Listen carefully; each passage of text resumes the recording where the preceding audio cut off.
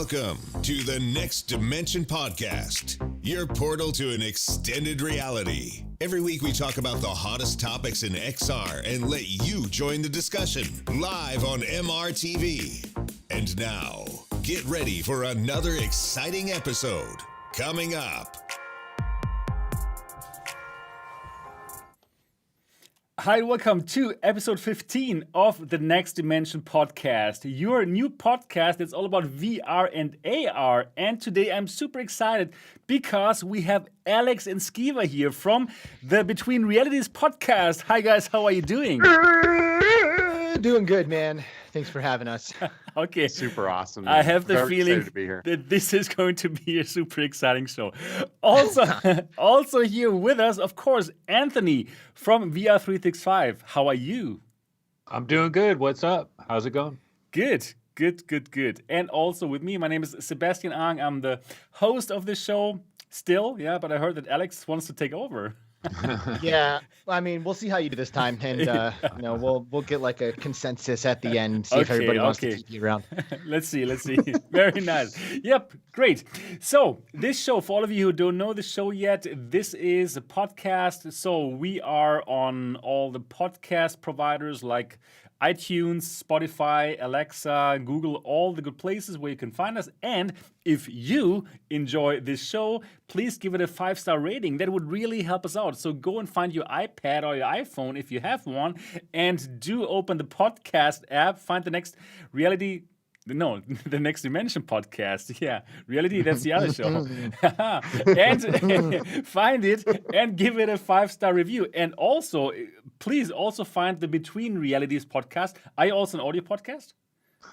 Yes, we're everywhere, man. Oh, so you're also All everywhere. Perfect. Mm-hmm. So please also find the Between Realities podcast. It's a really, really amazing podcast. I so enjoyed it when I was there. And also find it and also give it a 5-star review.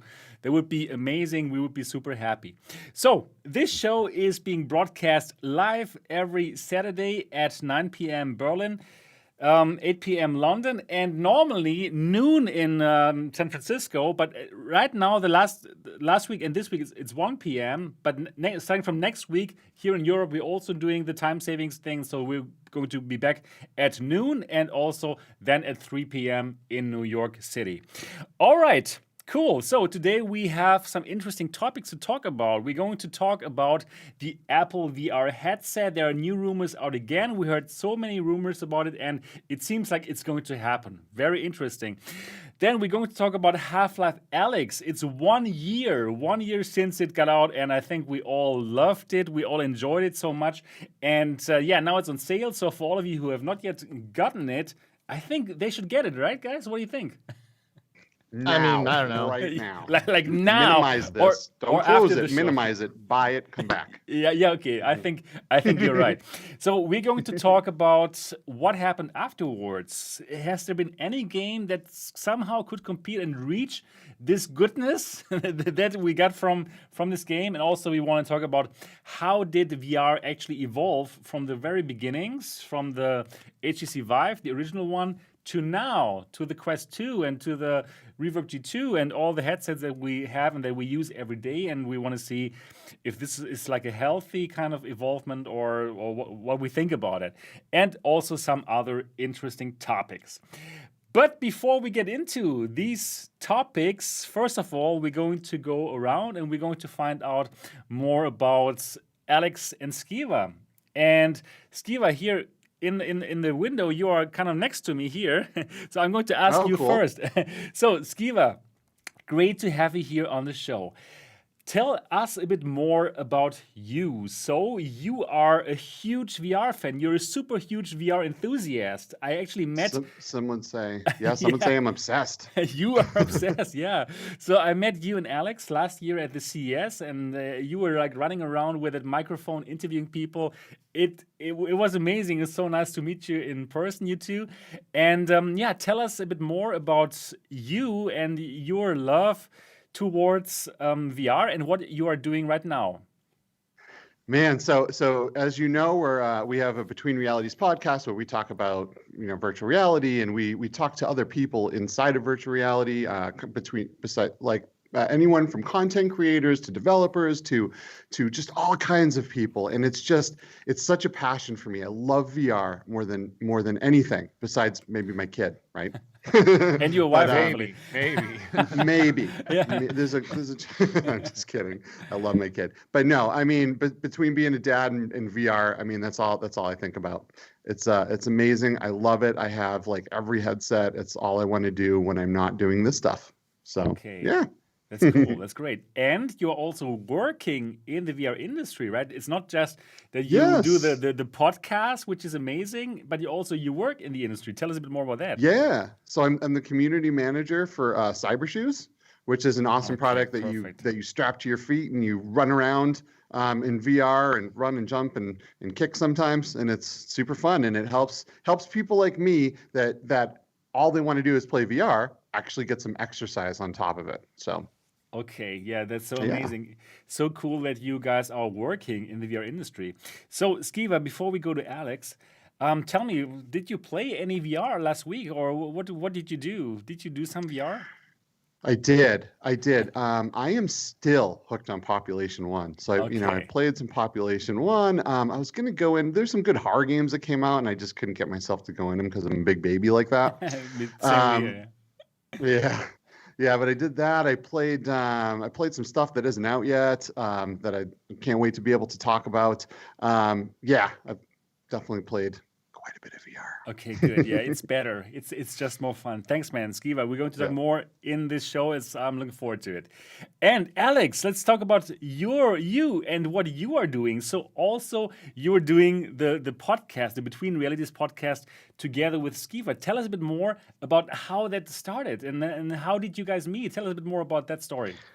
Yeah, absolutely. Thanks so much, dude. My name's Alyx. I have a YouTube channel. It's called Alyx VR. And when I first kind of started scratching the surface of virtual reality, I, like many of you guys out there, had my mind absolutely blown and melted 6 ways to Sunday, and it, completely changed my perspective on a lot of stuff. And I knew I needed to get involved somehow. So I started a channel with some gameplay, and then started going to conventions and things like that, and chasing people down with a microphone and trying to get interviews and stuff. And I went to OC6, and that's where I met so many people who are involved in the virtual reality community and got a lot of awesome interviews and stuff like that. And in my travels and looking for others to share my passion with, I came across a subreddit called VR in AZ, which AZ is, of course, short for Arizona, which is the state that Skeeva and I live in. And he is the guy who made this Reddit community. So I reached out to him. I was like, hey, dude, you like VR? I like VR. We became homies. We sat around chatting and bullshitting, and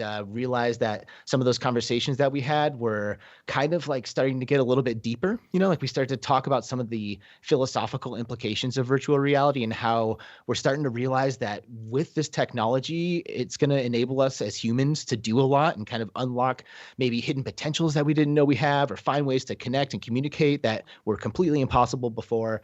And we were like, you know what, this might be a podcast. Wow. So we started it up, great. And here we are, man. That's so cool. And That's it so is cool. awesome, dude.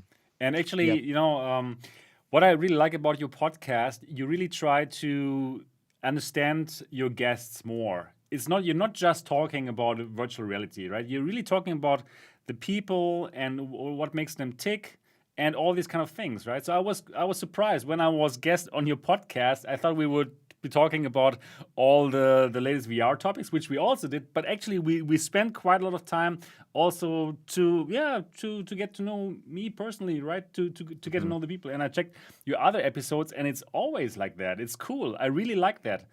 So thanks, man. We just want to hang out. We just want to great. create a space where it's just chill and everyone feels welcome, and we're like together. That's perfect. That's actually, I also want to recreate that feeling here on this show as well. And it's perfect that there's so many good shows out there, right? Like Between Realities and this show and lots of other shows, right? Coffee and VR. There's so much good things. There's so much good things going on. It's nice. It's great that we do this stuff, and it's fantastic that you do this stuff. So, Alyx, tell me a bit more. You are also working in the industry. Yep. Tell us I'm more also a about that. community manager. I work for Haptics as a community manager. Haptics makes wearable haptic feedback devices. They have a vest called the X40, a smaller, more affordable one called the X16, and then arm, face, feet attachments so you can connect with haptics to the virtual environments.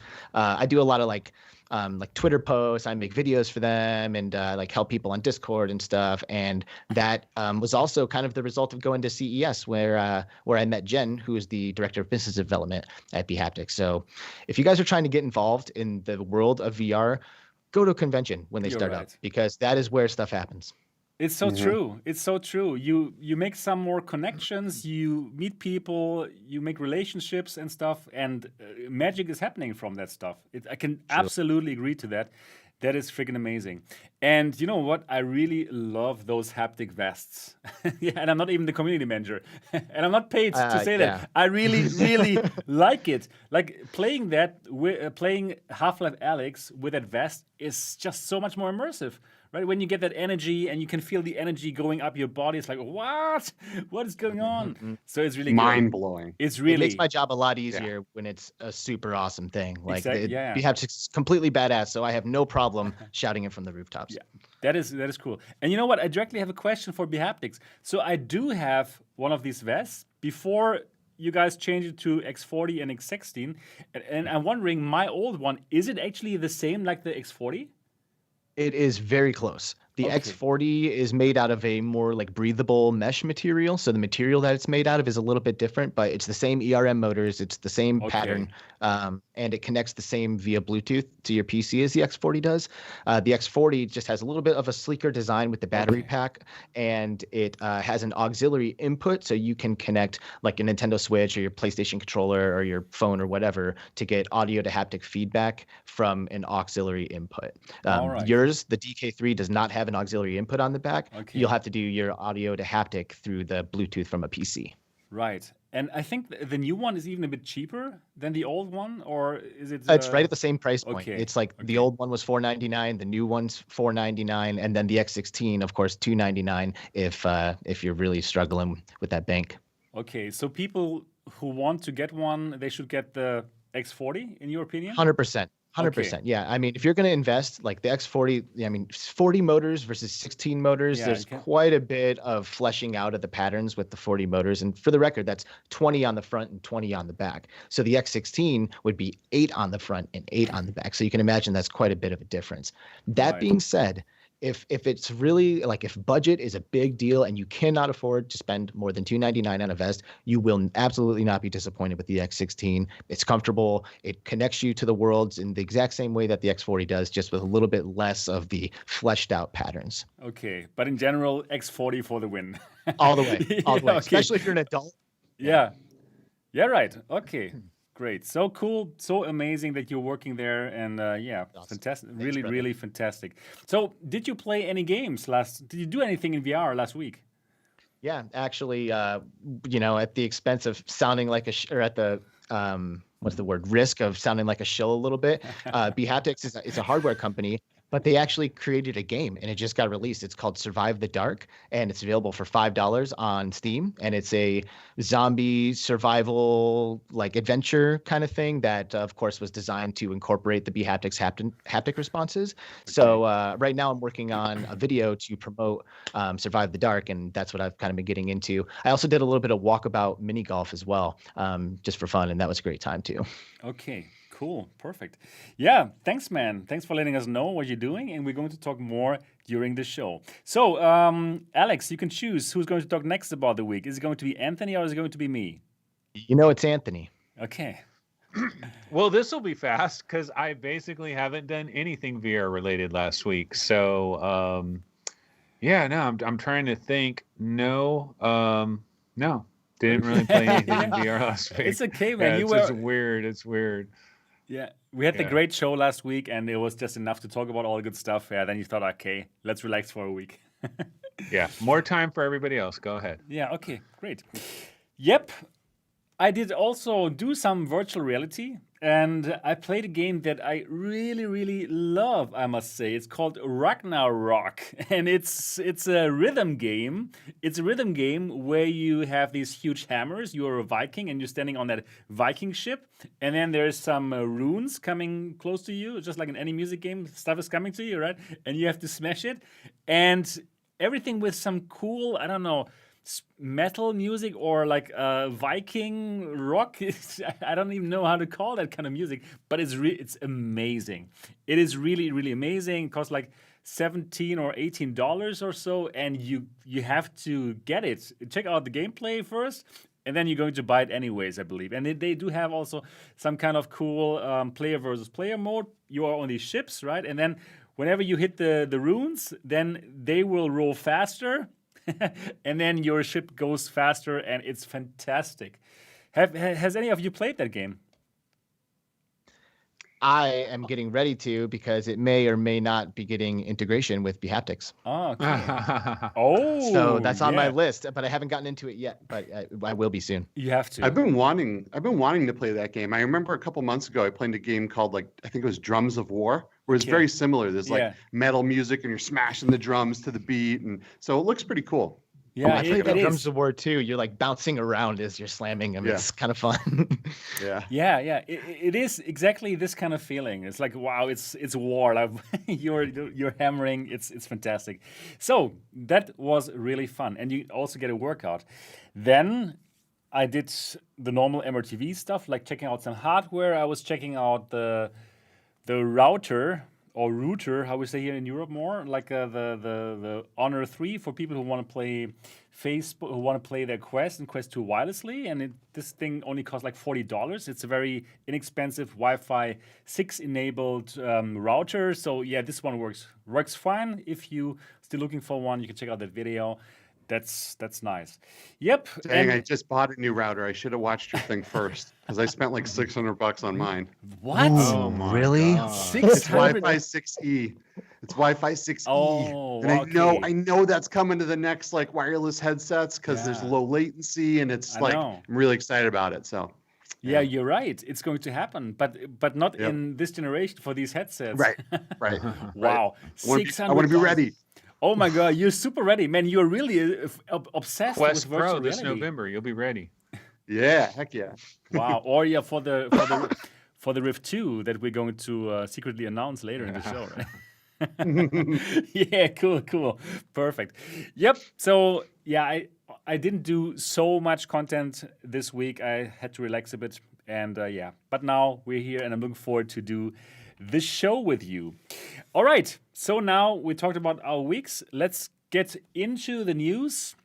So these are like smaller news, and then probably each topic we can talk a bit about it, and let's see what's going to happen. So let me just check this out here. Okay, so the first news is that now you can get some really amazing PlayStation VR games for free. And that is part of the Play at Home initiative from Sony, because, well, most of us still have to stay at home. I know in the US it's getting better because you get the vaccination quite fast, right? But still, it's really great to have some games for free. And now you can download these games for your PlayStation VR. And you don't even have to be a PlayStation Plus member, which I think is pretty cool, right? So simply go ahead. Go to the store and download Astrobot Rescue Mission, Moss, Res Infinite, Paper Beast, and Thumper. All of them are amazing games. Dang. Right? That is an insane lineup. I mean, just Astrobot and Moss alone are like two of like the best games out there in VR, period. I mean, and to get them both for free, like, especially because like Moss, dude, like Moss never goes on sale. Weird. Yeah. Exactly. Never goes on sale. So to get it for free is pretty amazing. And if you do have a PS Plus membership, you can also still get Farpoint for free as well. And check this out. If you don't have a PS Plus membership, I swore I saw somewhere where you can be a member for 1 month for $1 and get Farpoint. But then, of course, when the month is over, bye-bye Farpoint, because that's the way it works at PS Plus. But you can play Farpoint for a month for $1. Pretty decent. And that's long enough. Yeah, it is. Farpoint is still one of my favorite VR experiences in general. Like that's it. You know, like with the aim controller, it is friggin' amazing. It is one of the best shooters still, right? Still not. It is so good. Farpoint is amazing. The story is phenomenal. I was completely invested in the story the whole time, like wondering what the hell was going on and like what was happening to me. Without saying too much, there's one fight in that game which blew my mind, like so crazy, awesome, and epic.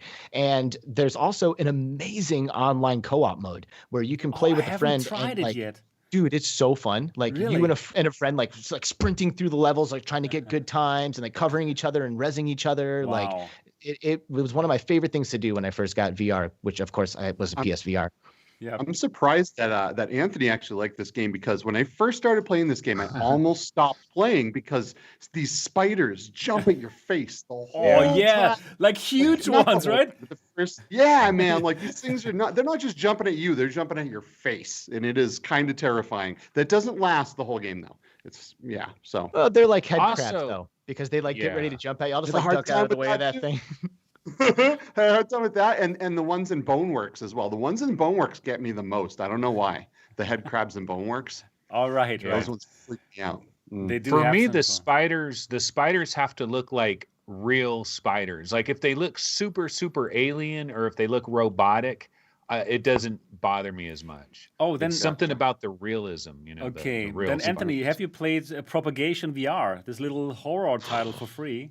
Yeah, I did. They have for a spiders. little while. I didn't get to the spider part, but I think I got to a part where I saw some spiders like far away, and I was like, oh hell no, this is not happening, because those are realistic looking, like the actual spider legs, Black Widow looking spider legs, and I'm like, no. Yeah, right. They are really bad, those spiders. Really, they are really not nice. Yeah, cool. Dude, Propagation VR, I had to play that game by myself when I was testing for bHaptics, because that's also a natively integrated bHaptics title. And I'm playing by myself, like head on a swivel. I literally had to tap into my like survival instincts to play that game. Like I was like, okay, no, like you have to live, dude. Like, come on, man. Like pull it together, you know, like it was super intense. I thought that game was like really hardcore. Yeah, it was. Alyx asked me to hop in with him co-op, and I hopped in for like a second. I couldn't do it. I just couldn't do it. Sorry, Alyx. Exactly.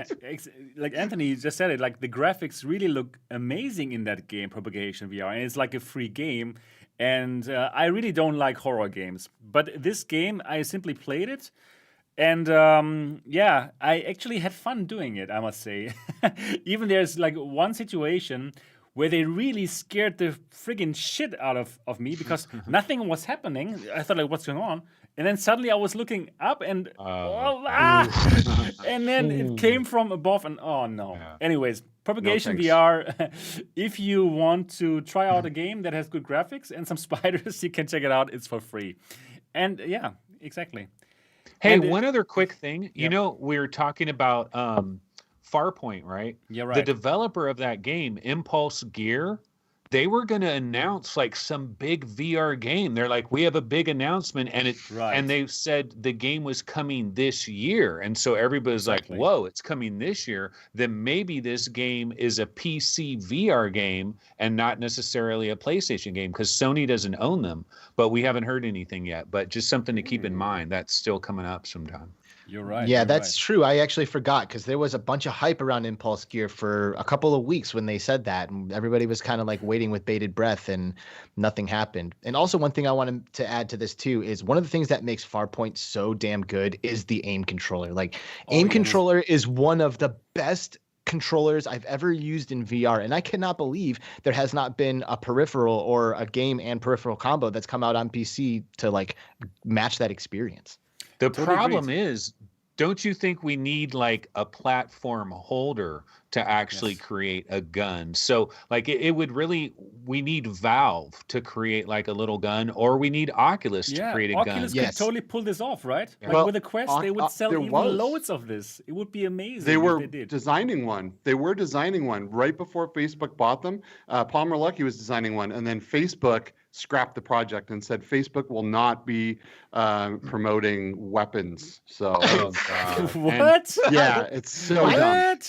It's so dumb. No, I mean, I understand it to some degree, but it's like, see, that's why Sony, when they like the perfect name for their gun, it's the aim controller, right? I mean, it's the most non-violent name you could possibly imagine for a gun controller. But people have argued this. Like, I've heard people argue, like, VR is all shooting, killing things. Like, why can't we have other things? There's also adult entertainment. Yeah. Well, I mean, I understand. I mean, there's a lot of puzzle games too. We got a lot of stuff that isn't shooting, but it's just something about, it's that visceral thrill of, here you are, your boots are on the ground, you got a gun, there's monsters coming. I mean, it's just a visceral thing. It's hard not to have that. I feel like that's games in general. Like, I feel like a lot of games are just about shooting things. And let's be real, guys. I mean, Facebook, they came out with a product that simulates murder pretty well, right? And they don't want to take it that extra second, like that extra step to make an actual gun controller. Like, you're going in there and you're shooting people. What does it matter if you have a piece of plastic in the shape of your hand? Like, you know what I mean? Like, I don't understand. Look at the commercials. Look at the marketing. Like Population 1, it's like showing people like jumping out of burning dumpsters, firing AKs into the sky, Like, seriously? It's all very silly. Yeah, that's strange. But anyways, we do have the aim controller, and the aim controller is amazing, and it's still one of the best accessories for virtual reality. And again, Farpoint is a must play. It's actually, I would say, it's my favorite VR shooter, really. Even before Population 1. Okay, Population 1 is a great game. It's another game, right? Like multiplayer, yes, amazing. But like for a single player game, let's say like this, for a single player shooter game, like Farpoint is still my number one. It's just so good. Hey, real quick, do you think we might get an aim controller too for PlayStation VR 2? Because the aim controller, I don't think will work. So I think we're going to need, and what would you love to see? I know what I would love to see. I want to see an aim controller where you can like click some button on the side of it and you can detach it so it becomes two individual pistols. Wow, that would be and cool. then you connect, so you can either have an individual pistol or you have a rifle. And then also what I would love, although this is probably not going to happen, but I would love it to be like double the price that it is, because I would like it to also be like double the weight and double the haptic, double the power and everything. I almost would love to see like a gun that's like $150, because like the aim controller, I think if you buy it all by itself, it's like $59.99. So they have to like really try to shave it down. Right, you're right. It would be great to have some more haptic feedback. To play devil's advocate, though, I feel like the aim controller was almost birthed out of necessity, right? Because like the only control schemes that existed for the PSVR were the Move controllers, which I think we can all agree absolutely suck, and then the DualShock, which binds your hands together and doesn't provide you with like an immersive experience. But the aim controller is basically a DualShock, just detached and stretched out a little bit like this, so they were able to kind of translate the DualShock technology into the aim. But these PSVR 2 controllers, boom, they're separate. I've got dual analogs. I've got all the buttons I need. Like, they may not see a need for that product with the PSVR 2 controllers to come out. All right. Right. True. Yeah, we'll see what happens. Oh man, you have smashed all of our hopes for the Sorry. Good job, Alex. I was just so happy before. One more quick bonus question. What is your favorite aim game not named Farpoint? Firewall 0 Hour. Firewall. 500 hours into that game, dude. So much fun. It's a great game, agreed. And I also must say, I also like Doom Virtual Friggin' Reality. That is also really a fun game by itself already, but then with the aim controller, yeah. I like now you have Doom 3. 3. You guys ever heard of Chromagun? Chromagun? No. It's almost like Portal. You're like shooting these these things that are different colors, and you use the gun. It was pretty cool. It's called Chromagun. Not too bad. It's on PlayStation VR? Yeah. Oh wow! I never even heard about the game. Wow. I must check about this it out. on VR 365. Yeah, cool. It's a great channel. It's a great not channel. Nothing to rave about, but it's chill. Okay. Yeah. Okay. Now we talked a long time about Farpoint, but we didn't talk so much about Astrobot Rescue Mission, Moss Res Infinite, Paper Beast, and Thumpers. So again, like, they are all really amazing games. I think that's what we can say. Astrobot is one of the best jump and run games in virtual reality, I would say. They're all must-play titles, I would say. So definitely go get and download them as long as they're free. You have time until April the 23rd. And simply go to the store, go to the Play at Home section. They have a special section now, and download these games. So Sony is really like, giving it to us recently. Like, so lots of news, about the PSVR 2, and now these games, they are really pushing it. Because the year before, we hadn't heard lots about VR from them, right? Interesting. Good to know that they're doing this. All right. I am more excited for the PSVR 2 than I have been, I think, for any other headset. Yeah, same here.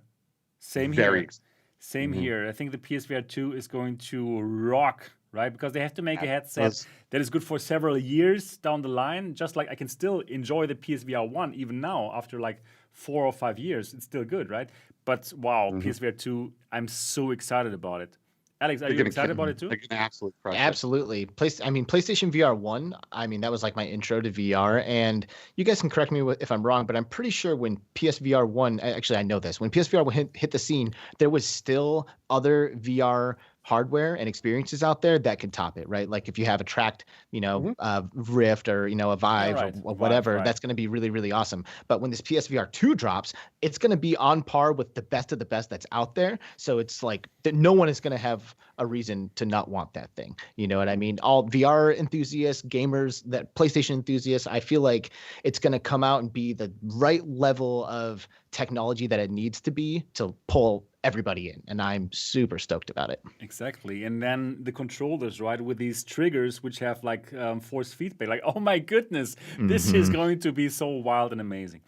Great. So looking forward to PlayStation VR 2, and until then we got lots of games still to play. All right, let's go to the next topic. This is a shorter topic. There's a new SteamVR beta outside, beta 1.17.2, and it introduces some new functionality. So before we could also have a look at the desktops, right, in the SteamVR dashboard, but now you can put these your screen or your apps or your browser windows onto your controllers. And then you can read chat, for example, or do all kinds of other things. And I'm actually using this functionality before I've been already using it when I stream a game and then I want to read the chat. And you're probably also doing this right now, right? So I'm using OVR Drop, which is an app that I bought, but now you can have it for free. It's pretty cool, right? What do you think? I think this is great. And one of the other things that I noticed about this update is that currently, if you are in VR, in SteamVR, and you open up your menu and you like click on that little button to show you your desktop, if you are in a full screened application, there's like no way to access anything else. Like you can't check, a browser that might be open or, check your stream or whatever. And I saw when somebody was doing it, they click on that little desktop button and like all of the open windows and application like compile in a list, and you can pick the one that you want to come to the foreground. So that was the feature to me that I thought was the best, because there's so many times where I click that button, I'm in a full screen application, I'm like, shit, now I have to like pull up my headset, walk over to my keyboard, alt tab it so I can get back into everything. And now that's going to be fixed. Right. Perfect. Yeah, I'm pretty excited about it too. I think SteamVR is absolutely phenomenal. There's so many good features in SteamVR. Like SteamVR Home doesn't get any love, which is kind of weird to me because it's pretty awesome. But this new thing, I love using OVR Toolkit, and this is just going to be another way to simplify the whole thing, especially for creators, right? Having that chat on your hand or whatever the case may be. If you want to, play a game and watch the Next Dimension podcast at the same time, you can do that now. Yeah, exactly. Wow, mind blown. You could be in VR right now and watch this show live. Oh my goodness, this is so fantastic. Yeah, really. I also think SteamVR is an amazing platform, and Valve has done an incredible job. So last week we heard about these patents from Valve, and I didn't have the chance to talk with Alyx, with you, and with Skeeva about them, since you have obviously not been on the show last week. So I simply want to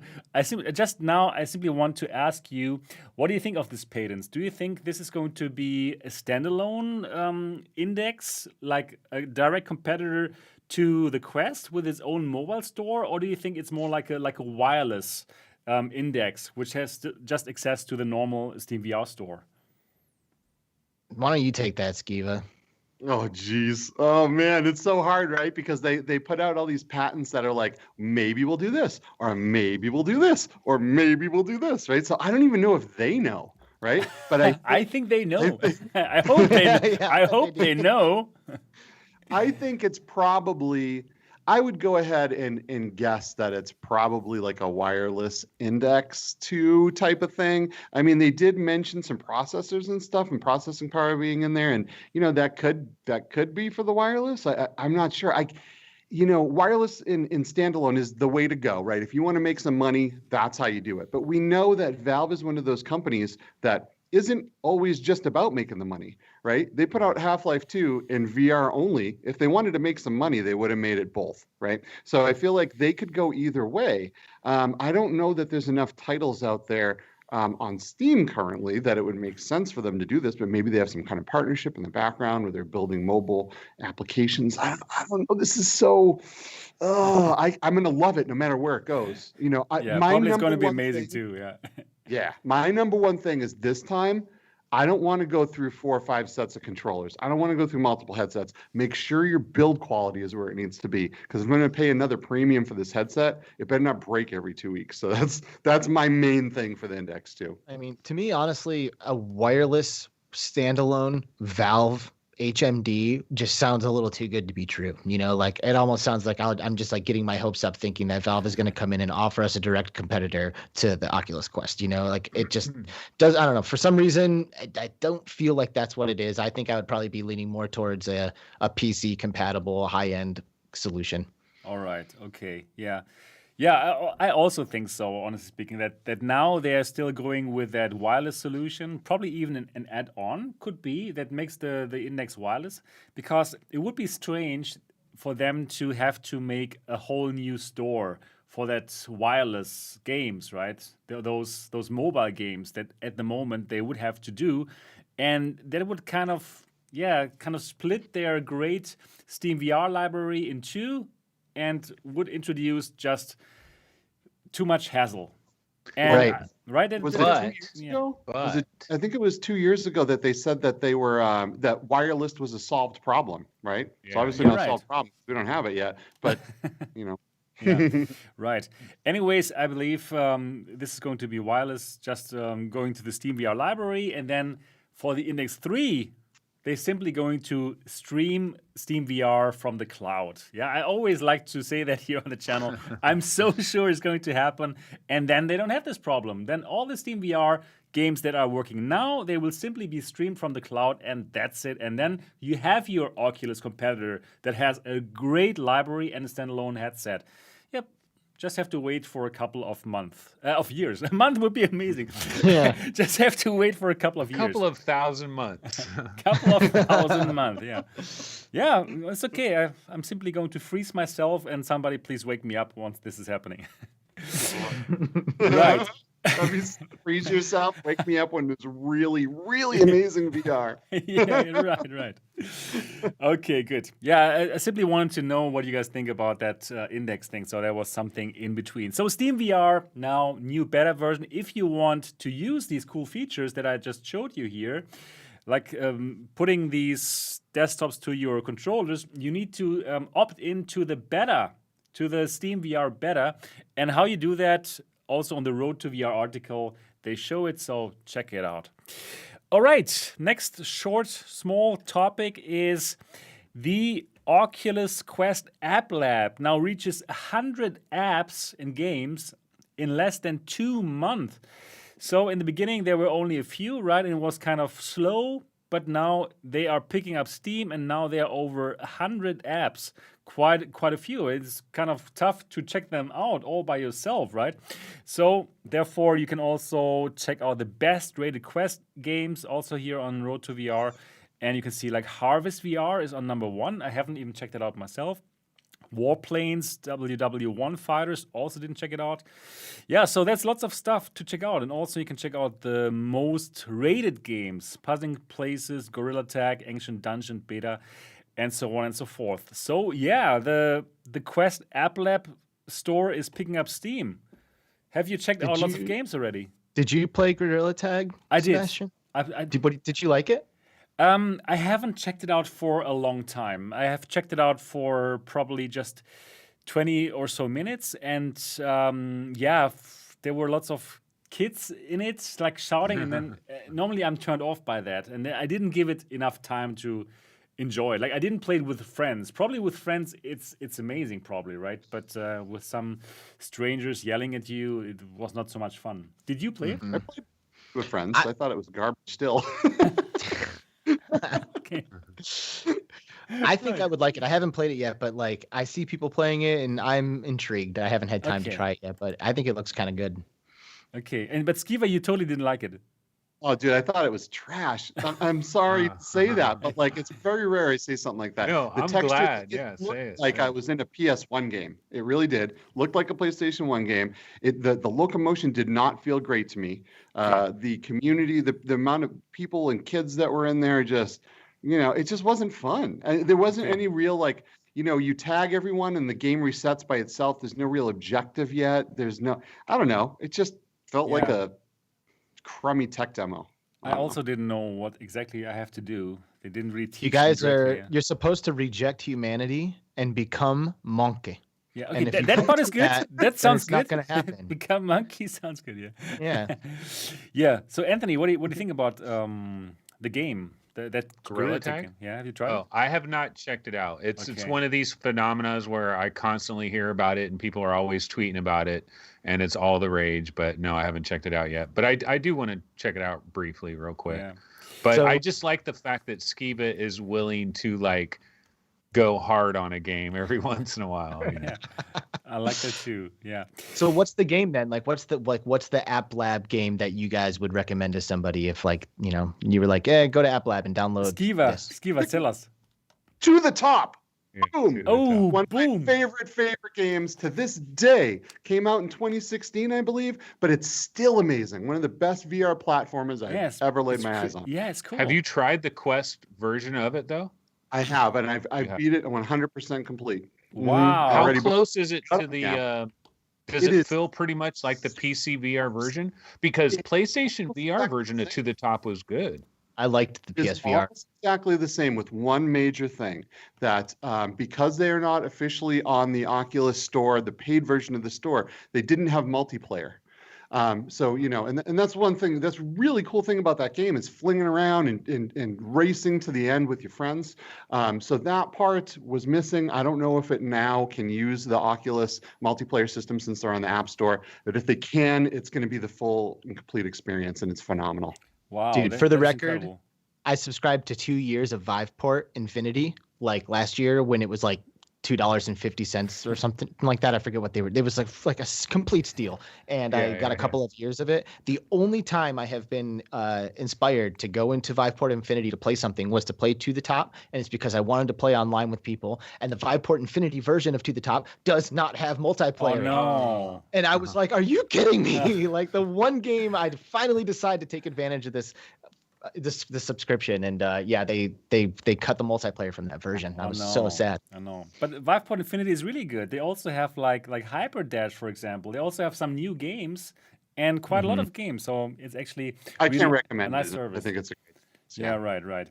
So App Lab, I really recommend Ancient Dungeon. Right, we had Eric Tulin here, the developer, and this is a really cool dungeon crawler in that. Blocky graphics, and it's fun. It's for free, so absolutely pick it up. And yeah, lots of content there, and I believe there's going to be more and more content. It's hard to keep track of what is good, right? It seems like they're basically they're not making any kind of judgment calls on the actual quality of the stuff that's coming through, because if you guys have played Bard Hero VR on App Lab, you know that the quality bar is incredibly low. Yeah, but it's okay. But I mean, that's good. It's good in one way because it's like, let's have a democratic system where everybody can put any whatever experimental game on there. I mean, they probably have certain requirements about like language of certain types and nudity and things like that. But other than that, it seems like they're pretty much open. Yeah. Is there a game that you recommend, Anthony? Well, I like Ancient Dungeon to try it out is pretty awesome. And I haven't even tried the brand new update for it. But like To the Top, I just found out, that To the Top came out like 2 days ago. Perfect, and man. I'm How tempted expensive to is try it? to check that out. I think it's $20. Okay. Okay. But such an incredible soundtrack, though. Just to, like To the Top is one of those games that you would play that game and it will like change your mood. Like it's an uplifting game. You'll feel better after you've played it.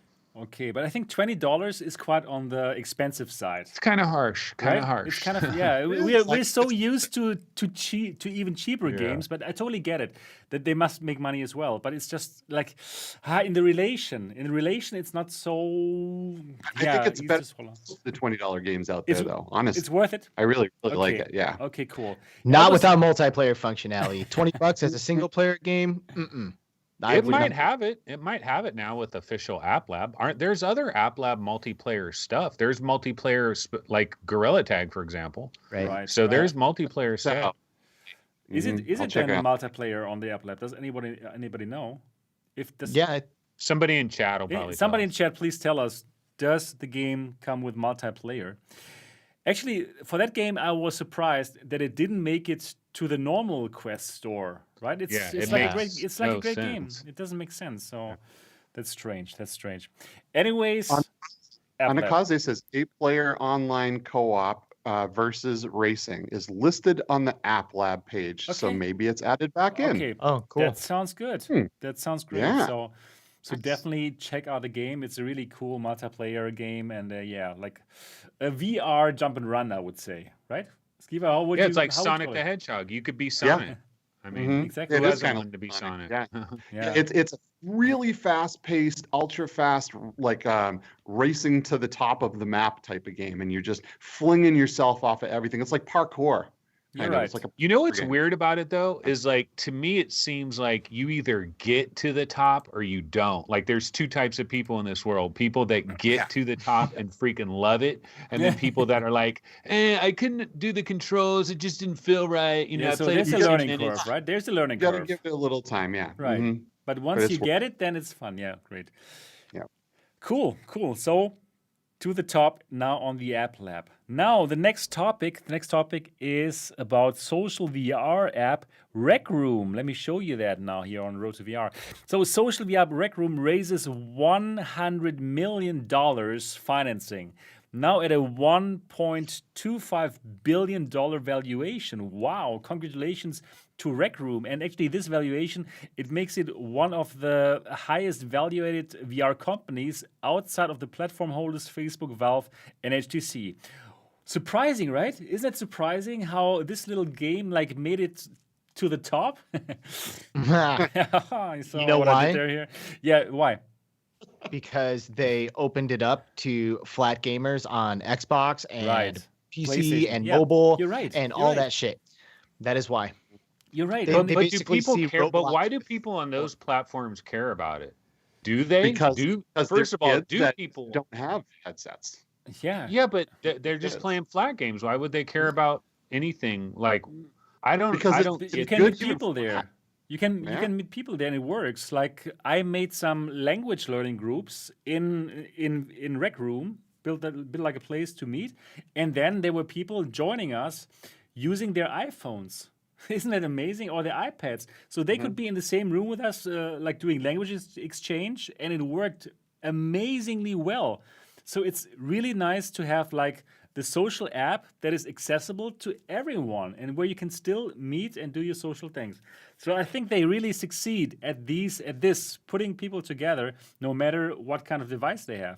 And of course, which is why VR chat is so popular, right? Because you can be in there, and your flat-based friend can be in there with you, and it's cross-platform. So yeah, it's cool. Rec Room has amazing creator tools. Like the Maker Pen in there is phenomenal, and some of the spaces that I've been to in Rec Room have absolutely blown me away with the level of detail that they're able to achieve. So I think it's like the fact, of course, that I just mentioned that they opened it up to flat and mobile and all of that, but it's also a place where people can like it's like a metaverse. You can create a world and then invite people to it and bounce them between rooms together. And Roblox is one of the hugest games in the world right now because there's basically a huge population of children who are participating in the metaverse there, but it doesn't have VR functionality. And people are looking at Rec Room right now as like a Roblox-esque game, but with the XR potential unlimited on the front end of it, Exactly. Wow, And I get it, but I don't know. yeah, but I totally agree with Alyx here as well, because this maker pen, this maker tool is just so powerful and it's kind of easy to use. So I also tried it out and I did some things. I made a classroom so I could teach online like a language again, and it worked. It worked just so well. And it was so fun to do that. And now those creators who built these interesting full games, for example, or some objects, they can even make money out of that. And we had that on the show here a couple of weeks ago. So that was something new. So you can create something, you can make something with the Maker Pen, for example, and then other people can buy these assets, just like an asset store in Unity. Like if you want to program a game in Unity, you can also make a game here in Rec Room. And these tokens that they earn, they can change it to hard dollars. Okay, not so hard anymore actually, but you can change them to dollars, and it's pretty amazing. So there's going to be more and more content that is being made in Rec Room, and wow, that is really a cool app. Also, I absolutely enjoy these avatars, this kind of style, the Copic style. It's not realistic, right? But it works. It really works. You can have conversation with people, and yeah, it's nice. So what do you guys think? Is it going to be tough for Rec Room to survive against Horizon, right? The big elephant Horizon is in the room? Or do you think Horizon is going to have a tough time to win against Rec Room? Tell us, what are your thoughts on that? May I? Yeah, please go ahead. I think Horizon sucks. I think I think they missed the mark. So far, it's not even funny. One of the things about Rec Room that makes it so good is that you can go in there with zero intentions of creating or contributing to that metaverse and have an absolute riot. You can move in between all of these incredible spaces that have been made by people. And I mean, just like the stock Rec Room stuff alone, like the games that come with Rec Room are really fun and you can have an amazing time in. Horizon's paintball, yeah. They rely entirely on the community to create compelling content. And guess what? It ain't in there. Even developers who are amazing at creating games with the tools in Horizons are putting together experiences that are subpar, to put it lightly. And I don't think anyone who is not a developer or anyone who does not have any interest in collaborating on creating something will have any reason to go into Horizon. Why would I go into Horizon and play this janky laser tag game when I could jump into Echo VR or Population 1 or something that's like actually worth my time? I just do not see a reason to go in there whatsoever. I think it's going to fail miserably, and I think Rec Room and the other games are just going to blast way past it. Cool, interesting. So I didn't have the chance to try Horizon. I really tried to get into the beta, but they didn't allow me, since I'm evil. Yeah. and yeah, so I had no chance to try it out. But Alyx, you have tried it, and how is the graphic style? How is everything? Or Skeeva, have you tried it? Or? I have. I am not as pessimistic as Alyx is with it. So although I do not think it is at the level of a VR chat or even an alt space, I think the way the avatars emote when you're talking to people is kind of next level, right? Yeah. Like I think the facial expressions, just being able to stand there and talk to people, I feel more present talking to them than I do in most of the other applications. That being said, the graphics are definitely built to run well on the Quest, right? To say things nicely. They're okay. They're not great, but I feel the same way about Rec Room. I feel like the graphics in Rec Room aren't great either.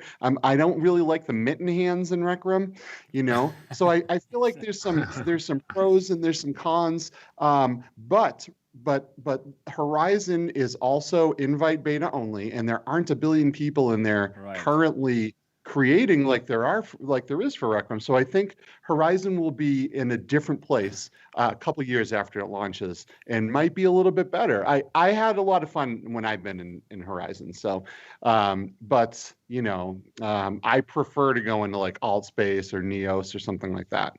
Oh, Neos is so good. I just Love recently Neos. Neos is amazing. It is wow. the Oasis. Neos is the Oasis, exactly. I totally agree. Anthony, have you tried out Horizon? No. And I was at like Oculus Connect 6 and they said like everybody at Oculus Connect 6 is going to get into Horizon or something like that. But I don't know. I didn't get the email or whatever you needed to get. So I've never checked it out. But as far as this whole Rec Room thing is concerned, like I invest in stocks and I'm a big believer in everything VR and AR related, but I would not invest in Rec Room if it was me. But that's just because when I view nothing wrong with Rec Room. Like there's nothing that they're doing wrong. In fact, they're doing a lot of things right. Oh yeah. But there's nothing proprietary about anything that they're doing. There's nothing that can't just be copied and improved upon with more money, more programmers. So Facebook long term, I mean, Facebook is a social company. Like this is their whole freaking thing. Like if they don't nail this, who could possibly nail this? I understand that they haven't done it yet, but maybe they could eventually acquire Rec Room. I know that would be the worst thing ever for a lot of people out there that absolutely can't stand Facebook. But Facebook is, I mean, they're going to do something because they have to dominate in this particular category. This is absolutely mission critical. This little area of like social interaction that's going to happen in this way, like that's why Apple's coming in as well at a certain point. And so Facebook has to like lock the fort down with their social thing.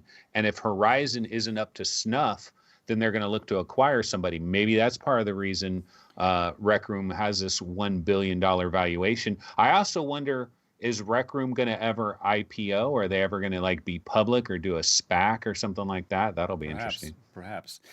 Yeah. So one way that Horizon could win this war is I feel like when we're a little closer to being able to connect to cloud streaming VR services, and Facebook just came out recently and said they will not allow anything with cloud streaming. And I feel like maybe that's because in their roadmap, they have cloud streaming features that will be coming, right? Because that's the future, right? You want to be able to offer people the best experiences with the cheapest hardware, and cloud is the way to do that. Now, if you put on your Quest and you turn it on, and the very first thing that happens is you don't go into your Oculus Home, you go right into Horizon, boots right into Horizon. That's like a winning situation for them. So I feel like they might get to that point. That might be their ultimate goal with this, but I don't know. I'm just speculating. Could be. I think they have overpromised and underdelivered, and whatever it is that comes will be too little, too late. And I mark my words, Horizon is not ever going to be what they promised us it would be at OC6. I mean, because at OC6, we're watching this trailer. It looks amazing. Like, people are like hanging out, they're flying in airplanes together, like shooting stuff out of the sky. It looked really cool. It looked amazing. Right. And it looks nothing like that. And if it does look like that trailer, it won't be for at least another year or two. And by then, look at all look at the advancements that we have in our industry. This VR industry has new exciting titles and hardware and shit dropping all the time. And it's like, if you tell people something is coming and don't come with it for 3 years, hype dead, like momentum dead. Like I just do not see it happening. I could be wrong, but I mean, I've been in there and I was very much unimpressed, and I love VR and I love cool stuff. So if it was cool, I feel like I would have loved it.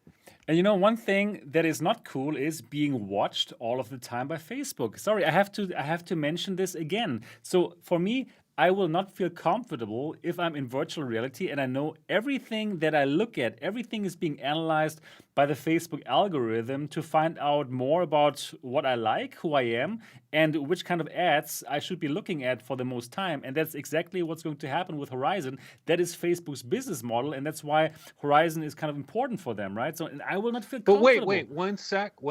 Don't you think, though, that like HTC just did a tweet recently where they're like, and we're not going to track you or whatever. They They just did a tweet like just today. We're not going to farm your data. Yeah. We're not going to farm your data, right? Ooh, Because they said and that. here's my answer. Yeah, you know what my they did. answer to that tweet is? Yeah, you're not going to do it because you don't know how to do it yet. That's the only reason you're not doing it. Why? That's the only reason they're not doing it. Of course they could do it. Of course they could also, but it's not their business model. And that's do why they have shareholders, Sebastian? Do they have shareholders? They got to look out for the shareholders' value. Any publicly traded company is going to analyze.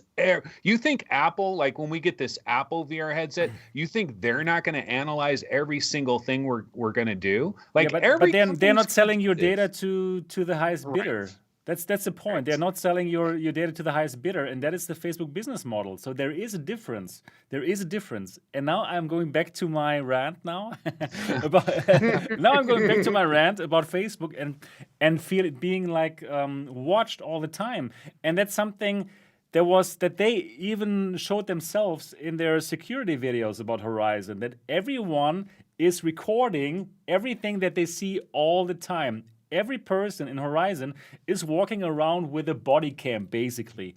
And if somebody says anything wrong, and what's wrong is not determined by the community, which would be okay in my opinion, but it's determined by Facebook.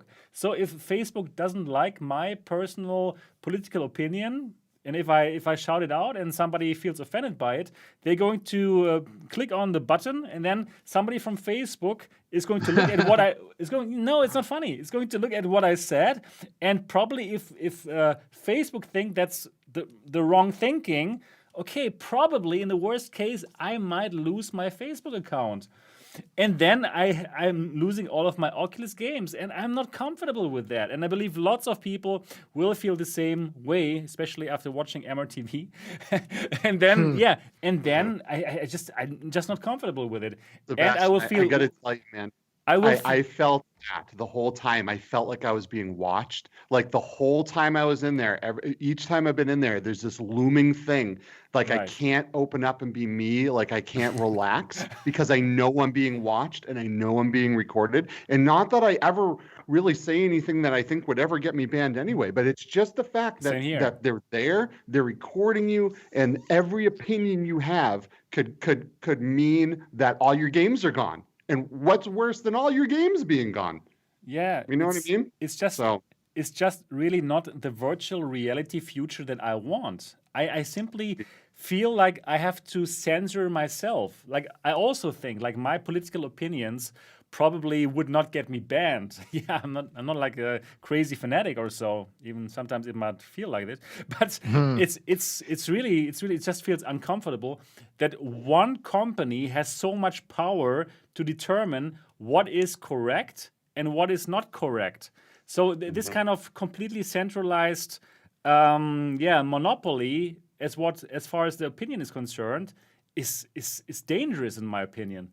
Just like how I think it's dangerous and strange that like Apple, Google, they have lots of power. They can decide who is in their app stores, right? So it's and also together with Amazon, they can make the decision. Okay, which app can be there and which app cannot be there, right? I totally don't agree with the stuff that is on Parler, right? That is being said there, but that they can simply like decide. Okay, this app has to go now. Build your own ecosystem, goddammit. But it's in my opinion, it's kind of that's what they're saying. But they're like, dude, you don't like it? Build your own Twitter. Right. You don't like it? Build your own Facebook. I totally get it, but I do believe it's like crazy that these three companies have the power, have so much power, they can make the decisions that, in my opinion, the governments should do. Right? The government should say, hey, what's going on there on this app is like too bad, right? Let's not have it there, right? I think it's the government's job to do that, not like Amazon, Apple, and Google to say, okay, this app is bad. When you control in the States, do you the think free that's true, market will decide, right? If we have a free market, if we let capitalism run wild, baby, because what capitalism will do is if you're delivering a product and enough people have distaste of that product, they're going to find it somewhere else. That's the way this thing works. So if this is really so bad and awful, then everybody's going to leave and they're going to go somewhere else because someone else will provide them an alternative. So it's a beautiful situation. We don't have to worry about anything.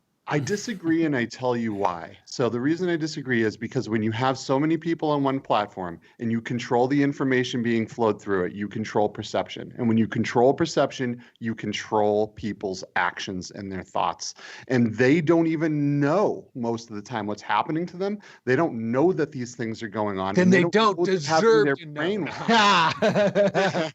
I'm 100%. I'm 100% with. I'm 100% with Skeeva. Really, 100% with Skeeva. So Skeeva, you're saying 90% of the population is sheeple that just freaking falls in line. Is that what you're basically saying? No one in this chat, but 90% of these people are sheeple. But the thing is, it's like there's a few companies who are controlling the market. You cannot get a smartphone that is not Google or iPhone. So you don't have a chance. There is no Nokia, baby. Nokia. There is no Deca choice. Gear is coming out. No, well, Megadota is going to rescue it all. Sweet. No. So really, there is no choice. There is no I don't like Google or I don't like Apple, so I'm going to go for another phone. No. So I think in this moment, monopoly.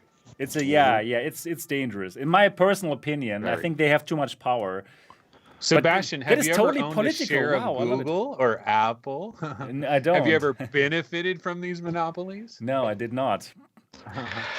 Well, the power and money that you're talking about that these companies have is honestly one of the things that contributes to my perspective of Horizon being so shitty, because Oculus, Facebook, they have so much power. They have so much all this shit. I would expect whatever they do to be extremely good. Right. And when it comes out and it's not impressive, that is a huge red flag to me. It's hold on a second. Your Facebook, I went to OC6. It was lavish and exciting, and it was treats and hors d'oeuvres all over the place. I know you can afford it. Everywhere. Right? I love that. I love that. mean? Oh my God. Why am I not impressed by this? And here's another weird thing about Horizon 2. I am 95% sure that they pay 3 people to stand there where people zone in. Because then you don't feel like you're alone when you walk into the fucking space. Because the 2 times that I've gone in, which I know it's not a lot, but it's 2. The 2 times I've gone in, 3 people posted up right there. And as soon as I log in, they're like, "Oh, hey, Alyx, how you doing? Welcome. Come on in, man. Cool. Yeah, just let us know if you have any questions. We're just hanging out, just here, just randomly." I'm like, hold on a second. Wow. Just AstroTurkey. Really? No big deal. And wow, Alyx, you're looking so good in virtual reality. Yeah. Wow. So don't you love this platform? Yeah. I mean, come on. Oh, really? Wow. I mean, wow, that's, and we're going to see we're going to see so much YouTube content who are going to love Horizon. Yeah, it's going to be amazing. You will see that. So that is going to be very interesting. And I must say I'm so rooting for Rec Room and Neos.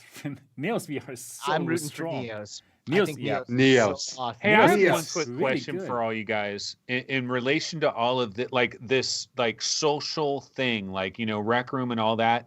And then, on the other side, you have these advanced Facebook avatars, right? Where it looks like real humans, and they do they even have the full body and the whole thing. Is that ever going to mix, or is that going to be too weird? To go imagine if you went into Rec Room and it was everything that Rec Room is, but instead of seeing these cartoony characters, everybody's a real human that is photogrammetry captured with perfect animations. How would Quest even run that, really? Yeah. I don't even know how that would. The cloud, of course. That would be my answer. Everything's going to come from the cloud. But no, I think it would be strange. It would be strange to have that mixed up. Weird, huh? Yeah, that wouldn't work. I almost feel like VR chat's priming us for some of that, because I'll walk into a cartoon world and then out of nowhere, here comes Master Chief in pure high definition, and then here's Peter Griffin in 3D, still looking like a cartoon, and they're dancing together, you know. So in VR chat or in Neos, this could work, right? In VR chat, yeah, exactly. Everything is possible. But Honestly, like I have never seen anything better than Neos VR. Like also how the avatars can look like, how beautiful that is. Like I was so surprised. I just recently checked it out because of the face tracker, and like wow, the menu system. Like you can make voice messages for your friends. It's so well thought There's through. nothing you can't do. If your avatar or something in the world doesn't do something, you open a coding terminal from within virtual reality and you make it happen. You make it happen. It is amazing. It's not something that, you know, Joe and Sally Walmart, as Anthony says, could walk into this and like make crazy things happen. But people that with some tech smarts can go in there and make amazing things. It's really the future, I think. That is really cool. So for all of you out there who have never checked out Neos VR, check it out. It is free on SteamVR. It's not on Quest yet, right? I think they're trying, but it's not there yet. But it's a SteamVR. It's really good.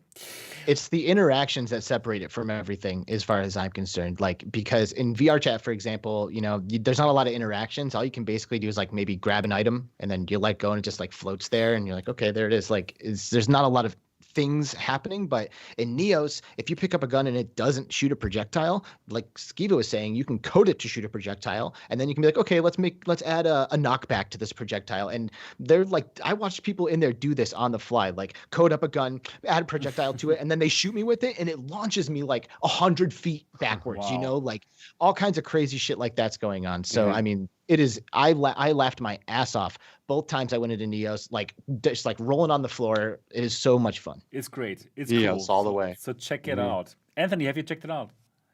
No, I'm kind of like, I don't know about any of these things. I'm not really the social guy. Okay. Like some people see this stuff and they're like, oh, this is the most amazing thing ever. And we talk for hours. And I'm just like, nah, I'm good. I got enough friends. I'm all right.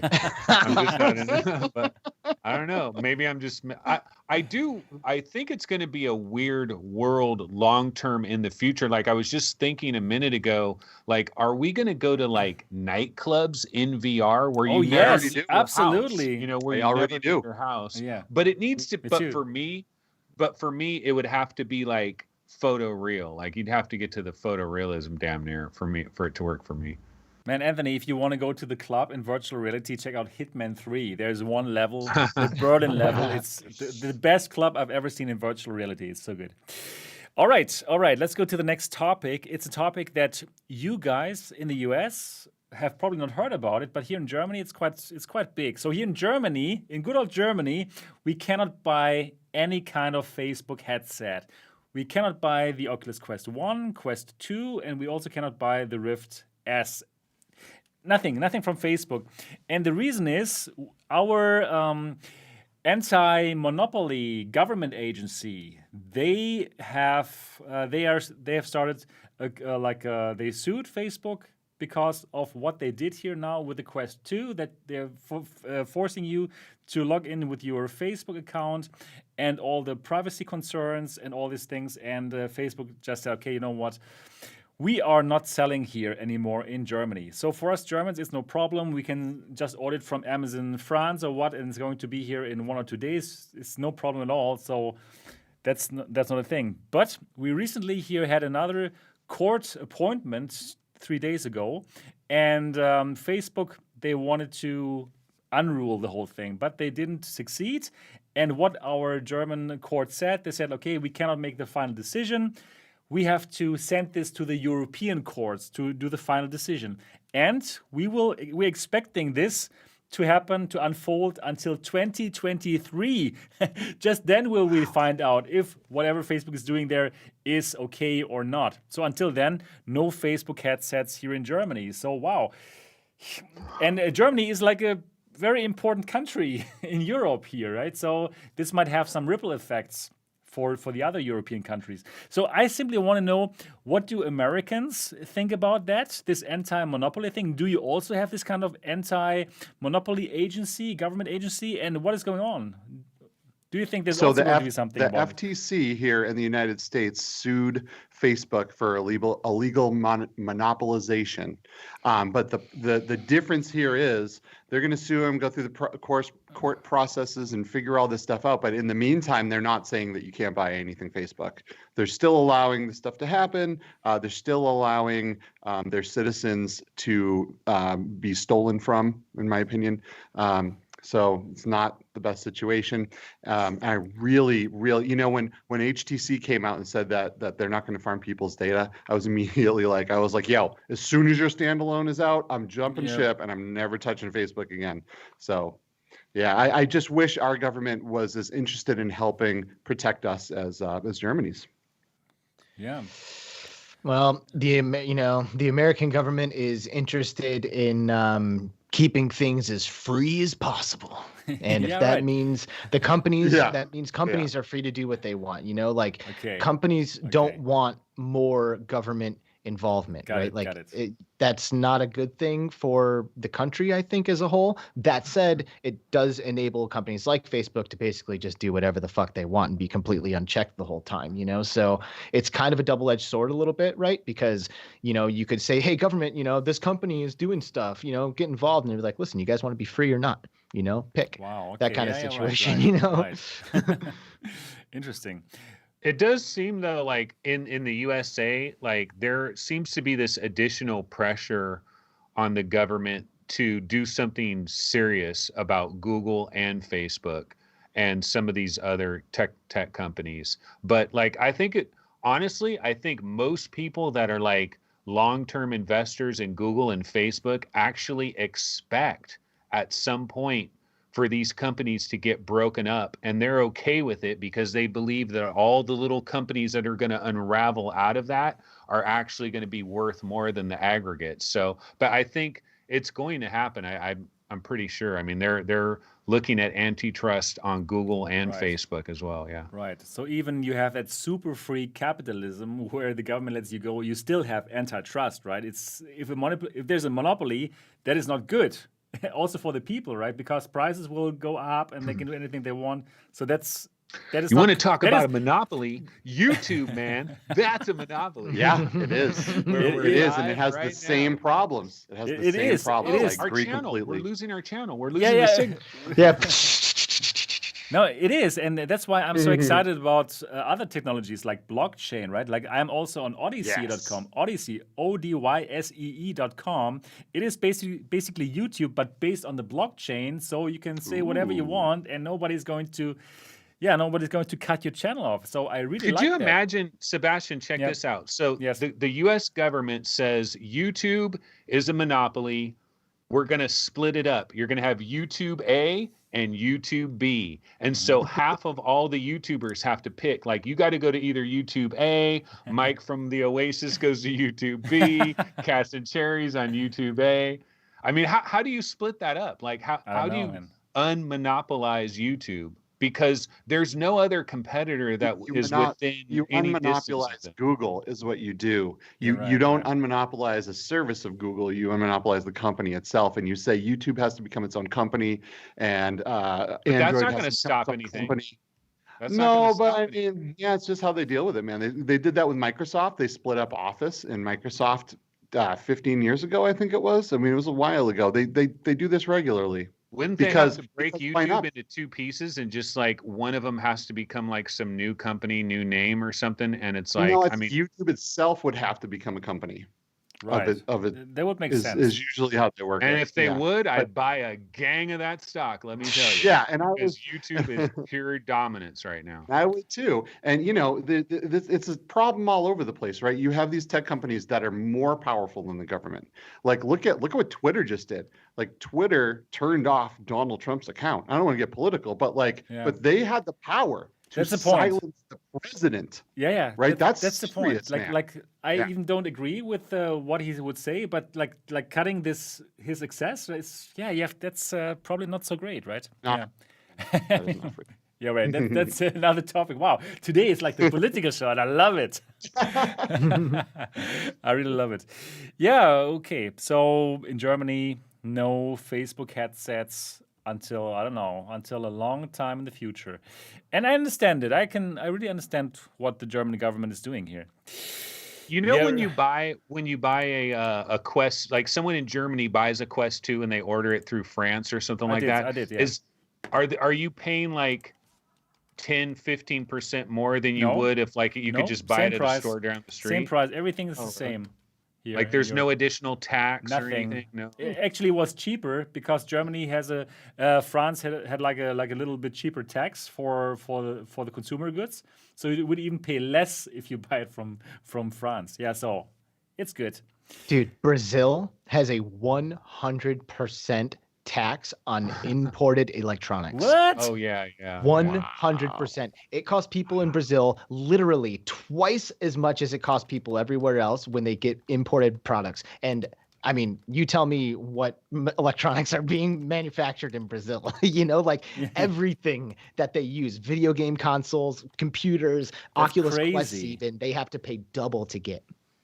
That is bad. that is crazy. That is crazy. I was hanging out with the Arvory team, the developers of Pixel Rip 1989, 1995. Amazing. And when they were in the United States, they were buying shit and or having it shipped off from Amazon to their hotel rooms and taking it back in their luggage, so that way they didn't have to pay the import tax. Wow! What? Unbelievable! Unbelievable. Oh my God, yeah. So we can be happy that we are in the US and in Europe, at least for this thing. Yeah, it can always be worse. Yeah, right. Exactly. Okay, cool. So in Germany, we have this thing going on with Facebook, and who knows, probably they will run into other problems in the States as well because of this antitrust thingy. Could happen. Might be not so bad for us consumers. I think it's going to be all over the world. I think you're going to see countries all over the place. Yeah. Could happen. All right, let's go to the next topic here. And it's a topic that we didn't talk about for quite a long time. It's Pimax. Well, we didn't talk about Pimax for quite a long time. So Pimax had another live event. It was called Pimax Live. And Skeeva and Kevin Henderson, or let's say Martin Lamy, he's Skeeva, the European marketing director, and also Kevin Henderson, the CEO. They went live and they talked for like 2 hours about their products. And I want to show you one part of that. They showed their controller. Let me just show that a bit bigger here. And so now you should see it here. No sound, but Martin is showing that controller. And we had been talking about the PlayStation VR controller before, right? Where they have this design where you have to put your hand through that tracking ring. And actually, that is not new. That has been on that controllers, on that Pimax controllers for a while. They were actually earlier than the Sony with that. And they didn't say when exactly it's going to come out, but they talked about it and they said they're going to send 10 pieces of that out to backers of the Pimax. So this is going to happen at one point in time. And I simply want to ask you, what do you think about those sword controllers? Have you checked them out? Have you seen them? What are your thoughts about them? Is that a trackpad? That is unfortunately a trackpad. Fuck. Yeah. I thought I was going to get something to replace my knuckles, man. Come on. Yeah, right. So I remember when Pimax was first doing the Kickstarter for their headsets, I could have sworn, correct me if I'm wrong, that you could pre-order these sword controllers back then. And that was like years ago. Right. And now these guys, and then I also remember that there was going to be a switchable module that you could or you could either order the controllers with thumbsticks or with touch sticks. That is still a thing. That is still a thing. It is? Yeah, right. So they have two versions from them. This, what you're looking at here right now, that is the Sword controller. And there's another one which is called the Sword Sense controller. The Sword Sense controller comes with thumbstick and normal buttons. Okay, let's go. Now we're talking. Right? That's more interesting, right? That's more interesting. However, I must tell you, in my opinion, they should just concentrate on the ones with thumbstick. I really think that at this moment in time, I don't think anyone really wants to have that trackpad. That's so 2016, in my opinion. So I want to know what you guys think. Do you agree with that? That we don't need that that trackpad only kind of design?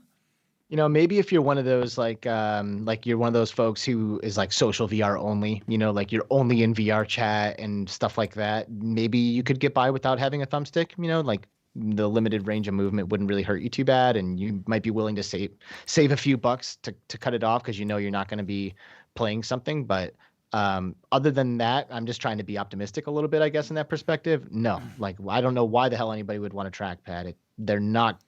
They suck compared to thumbsticks. Agreed. Well, I totally agree. I agree too. Yeah. Right. Yeah. No one should put out a controller right now that does not have a thumbstick unless they're doing something with brain-computer interfacing or something like that. Do not put a touchpad on anything. It will fail, in my opinion. You know, Agreed. but Pimax is doing a lot of things wrong. They need to be concentrating on one or two headsets, and that's it. They need to be putting all their focus, research, and development and money into one set of controllers, not multiple. These guys want to be the Walmart of VR headsets, but they can't make one headset that just does things right. You know what I mean? It's like, what are you guys doing, man? Like, it's too complicated. If you are a new consumer, you have never heard about Pimax, and you don't understand the whole history, how everything evolved, and now you have to make a choice between all the headsets, you will not understand it. What is the difference between the 8K Plus, 8KX, 5K Super, 5K Plus, Artisan? You know, it's like it's even funny, to say all these names. I know. I went to the website, and there's like all these different indicators on the top. There's like 20 of them, like all the different models, and it's like, wow. It's so did these guys take any business classes? What are these guys doing? I don't know. It feels dragging like them through the mud. Car. It's like when you're shopping for a car and they have like 12 different models of a Toyota Camry or something. Yeah, I don't know. Yeah. It's tough to understand why they would go for so many. And I think it has to do with their management, with their Chinese management, like being more engineers than actually like business people. So they are really excited about VR as well, just like us. They are really enthusiasts. I know them personally, like great people, and they love VR. But I think like the management, they're engineers, and they are getting excited when they see a new screen on the market. when they see a new screen that now can do 180 hertz, and then they like pop it into what they have.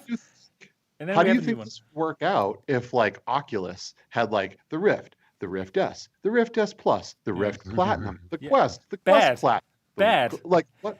Yeah, it wouldn't work out well. Yeah. And that's why these companies aren't doing that. Maybe they should try to mimic the successful people. I agree. And you know what? I believe like Martin Lamy and Kevin Henderson, they understand that as well. They understand that. They totally get it as well. But they cannot like convince the Chinese government, I want to say. Basically, the management of the company, I think. So that's sad. And yeah, I think I would also root for them, actually, really, because we need more players on the market, right? And they do something that nobody else does, like with it Wide-FOV. It's cool, right? So for some people, they love that, and I simply wish they would have more common sense in terms of these business decisions, right? Of these marketing decisions, and also really interesting with a controller. Yeah, these guys are all businessmen, right? They're not consumers. They don't truly have consumer perspective. And then you got to wonder, like, why even bring dudes like Skeeva on if you're not gonna like take that consumer perspective seriously? You know, like I'm sure he's been able to weigh in on some of these conversations at some point. I'm sure he's offering something similar to what we say. You know, exactly. But they're like, but we still.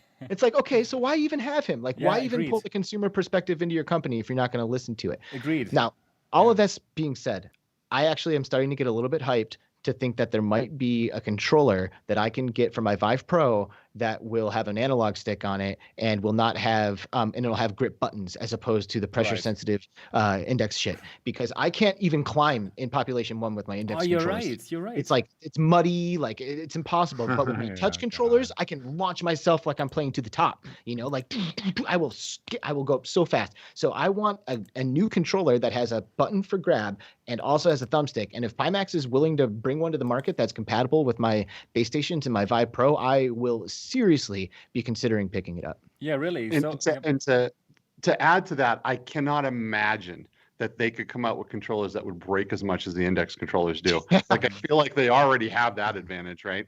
So right. So actually at CES, right, I did check the controller out, as in I touched it, and it felt great. I really liked it. It was like the perfect combination between the Valve Index and the Oculus Touch. So if they come out with that, not the trackpad version, with the other one, the other version with a thumbstick, and it works fine. I do believe that lots of people would pick them up, and they could probably sell a lot of them just for the controllers, not necessarily for the headsets. Right, I won't buy the headset. Yeah, but the controllers, really, they could really, really be like very successful. So I would really urge Pimax to rethink if they should really come out with that trackpad version. Why not simply put all their power into one controller that rocks, right? This kind of like having two controllers, it will completely frustrate people. They want to please everybody. They just need to realize you can't do it. Yeah, right. So I simply want to ask now, I want to ask the people in the chat now, who would like to have what kind of controller? If you like the trackpad only one, say trackpad. If you like the thumbstick one, say thumbstick. So just wanted to get an idea. Again, if you want that Pimax controller with a trackpad, say trackpad. If you want that Pimax controller with a thumbstick, say thumbstick. So just to get an idea what the 209 people who are watching this right now, what they want, and also probably to give Pimax an idea if they're watching this to find out. And let me also write it now. Thumbstick. So my choice is thumbstick. What about you?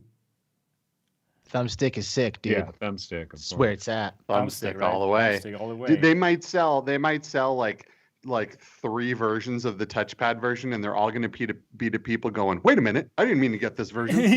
Well, go on. Why did I get this version? Okay, there's thumbstick. Let's just send this chat transcript to Pimax on social media after the show. Right, be like, hey guys, just should have asked us first. Yeah, right. But you know what they'll do?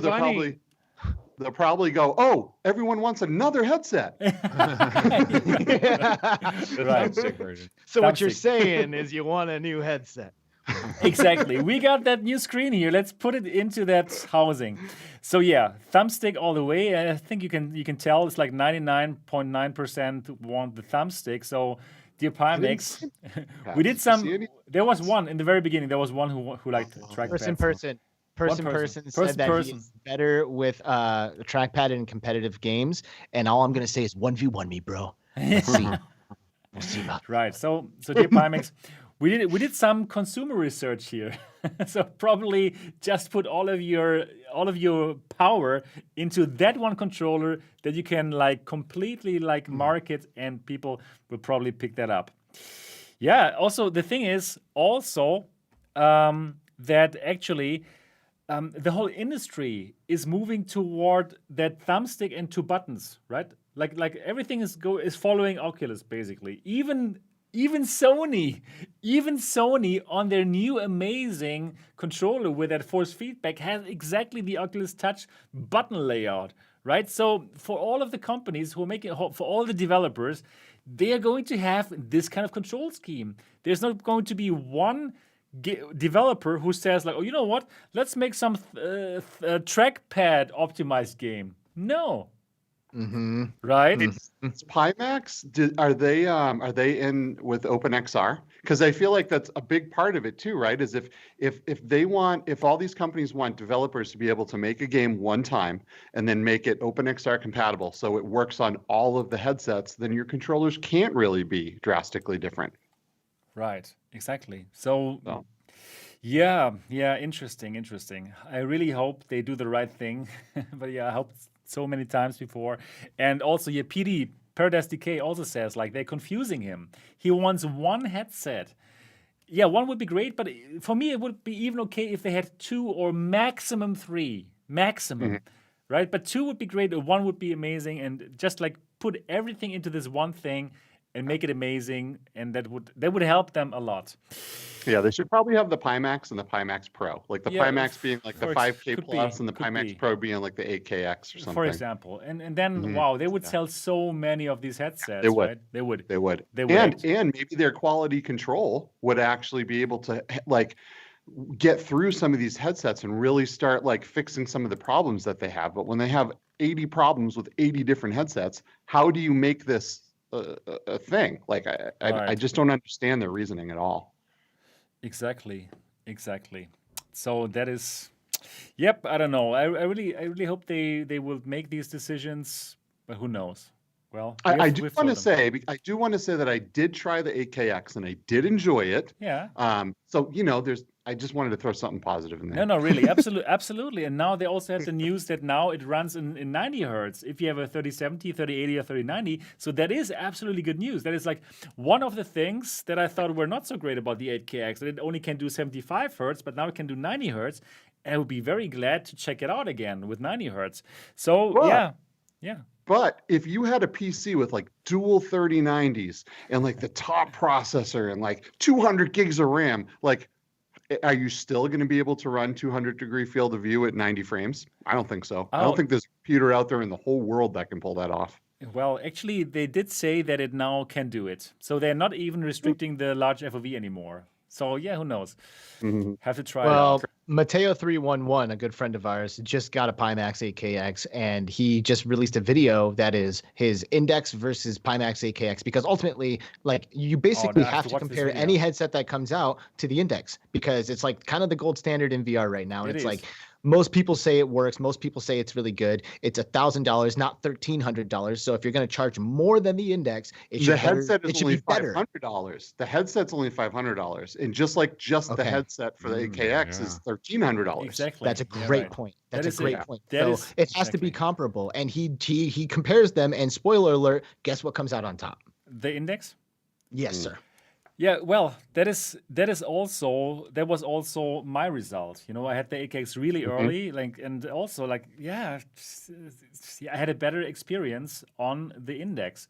So how the hell do you sell that headset? No one's gonna buy that. Yeah, you can't. It's tough. The ultra enthusiasts. That's their market. Because they want one of everything.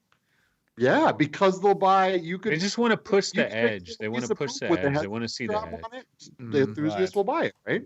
Could be. I think you're right, Anthony. I think they are obsessed with their number. Like if you compare specs side by side, they want their number to edge the other out. I think that is like the number one thing that they focus on.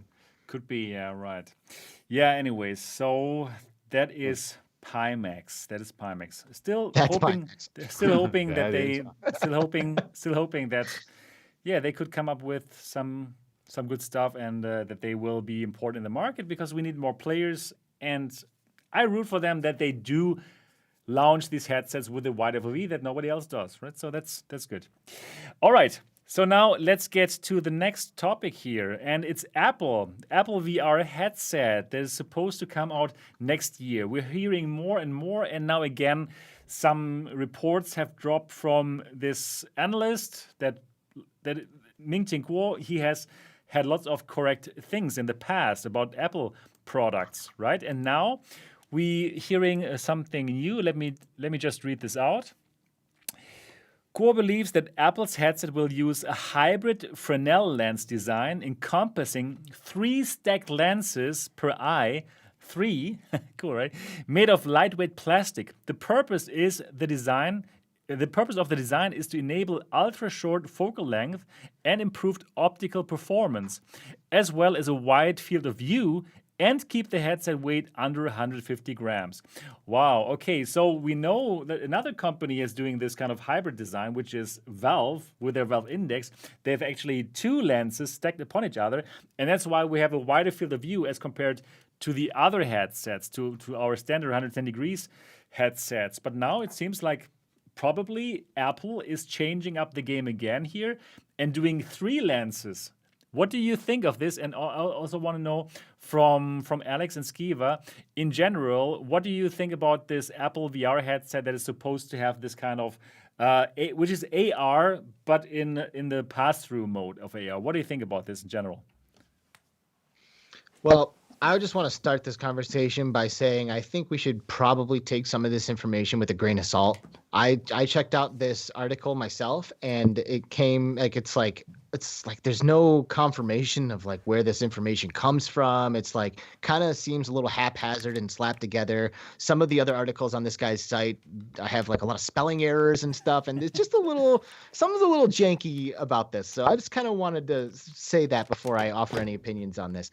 That said, I think that, this all sounds super exciting, right? Like something super lightweight, something that's kind of completely different from the other stuff that we've seen, Apple entering the market and doing shit that, nobody else is doing. Like it's all really cool. So I see this kind of stuff and I get excited, but unless it comes from a place that like I feel like it's a good source and it's like, like definitely this is legit, I usually don't get too stoked about stuff like this. Okay, I get it. But this Ming Chi Kuo, he is really a very well-known analyst, and for the spelling mistakes, might be because he's not American. So, I understand. I'm not trying to give him a hard time. I'm just saying that when I was checking it out, it just didn't seem. I got it. A little weird to me. Okay, I got it.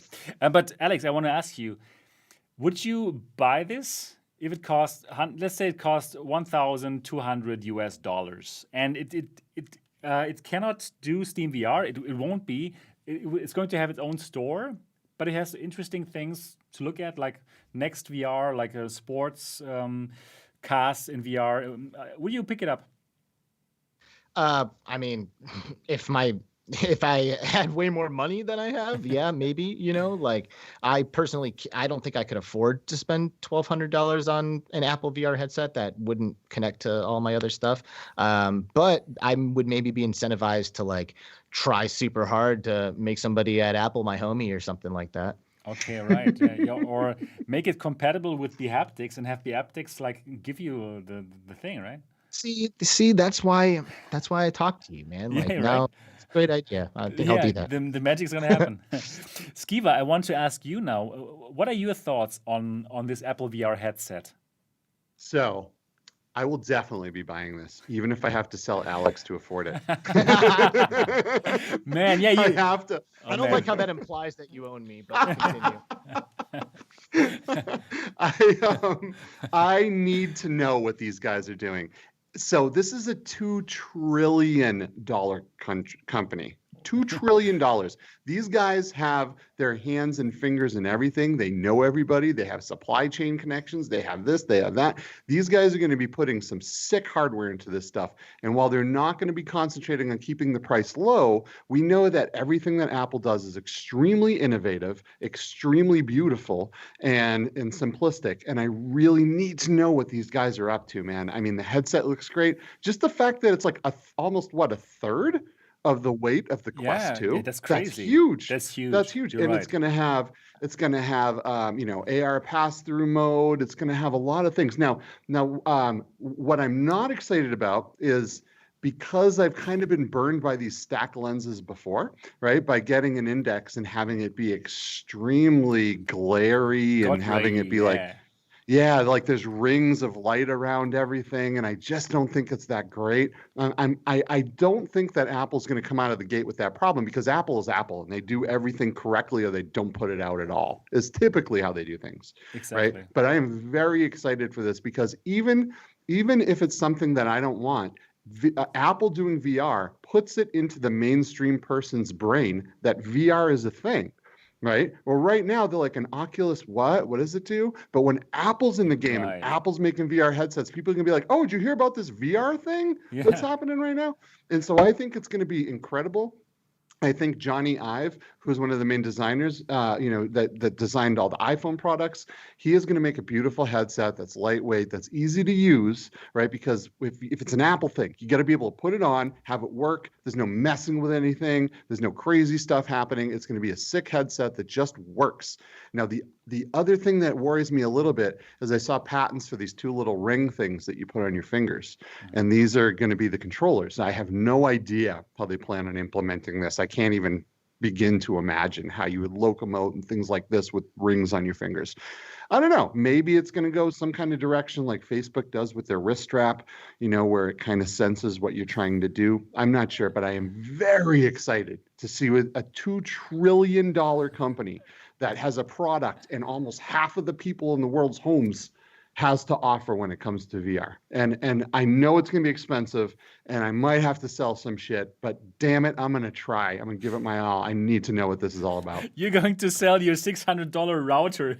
Yeah. I didn't need it. Here, give me that Apple thing there.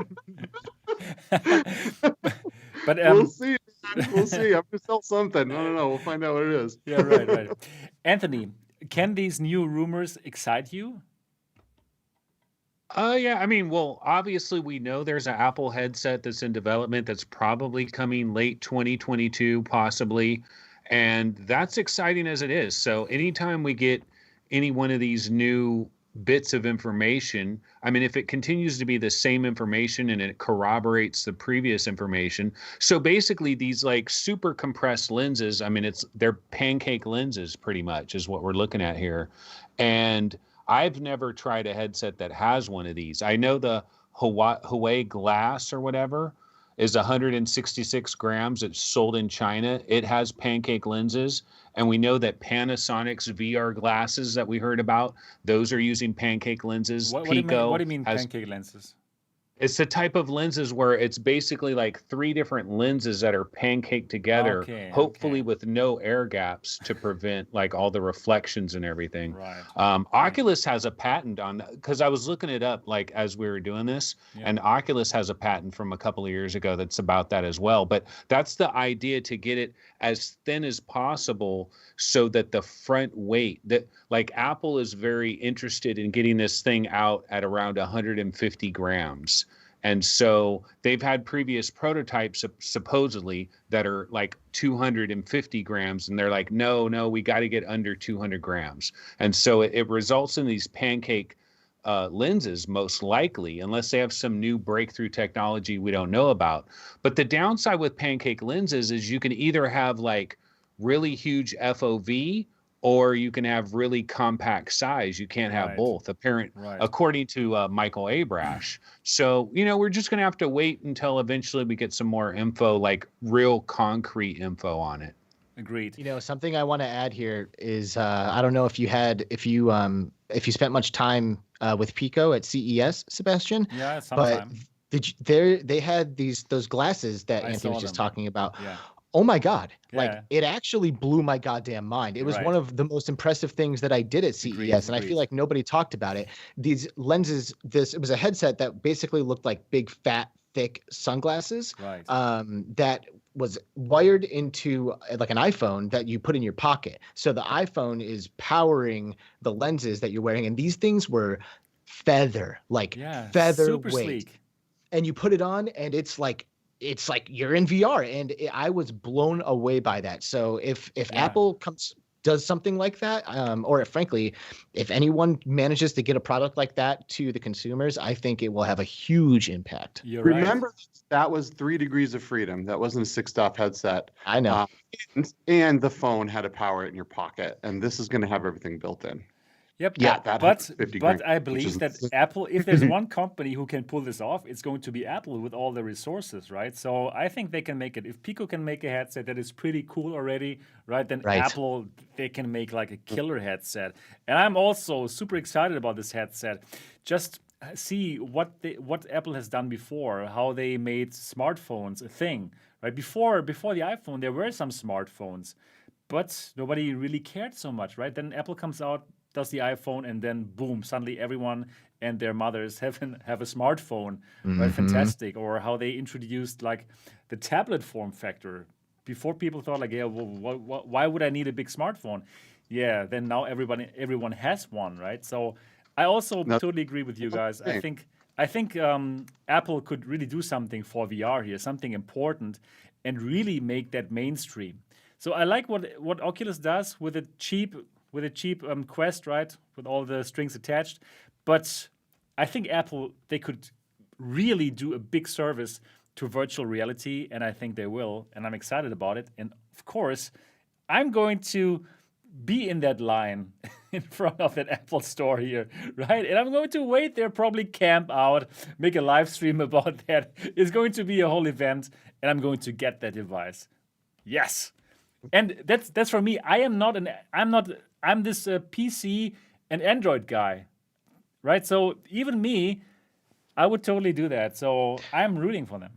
Yeah, I actually don't have Apple products myself, and of course a VR headset would be intriguing enough for me to acquire it if I had the means to do so. Right. There's one thing that Apple's missing since the days that they did come out with the iPhone and the iPad and all the products that everyone wanted that no one knew they wanted, and that is Steve Jobs. So I'm curious to see if Tim Cook, his crew, has the vision to make this happen. Either way, I'm going to try it and find out. But, I really got my fingers crossed, man. I really got my fingers crossed. Let's see what happens. It's going to be very exciting 2022 when it comes out. Wow. Hopefully we can try it at a convention or something and not have to spend all the money to try it. Exactly. That would be really good. Yeah. So Apple VR headset, hearing more and more of it, 2022, it's going to happen. And that's going to be super exciting. All right, we have one last topic, and that topic is Half-Life Alyx. Wow. Half-Life Alyx is 1 year old. Congratulations.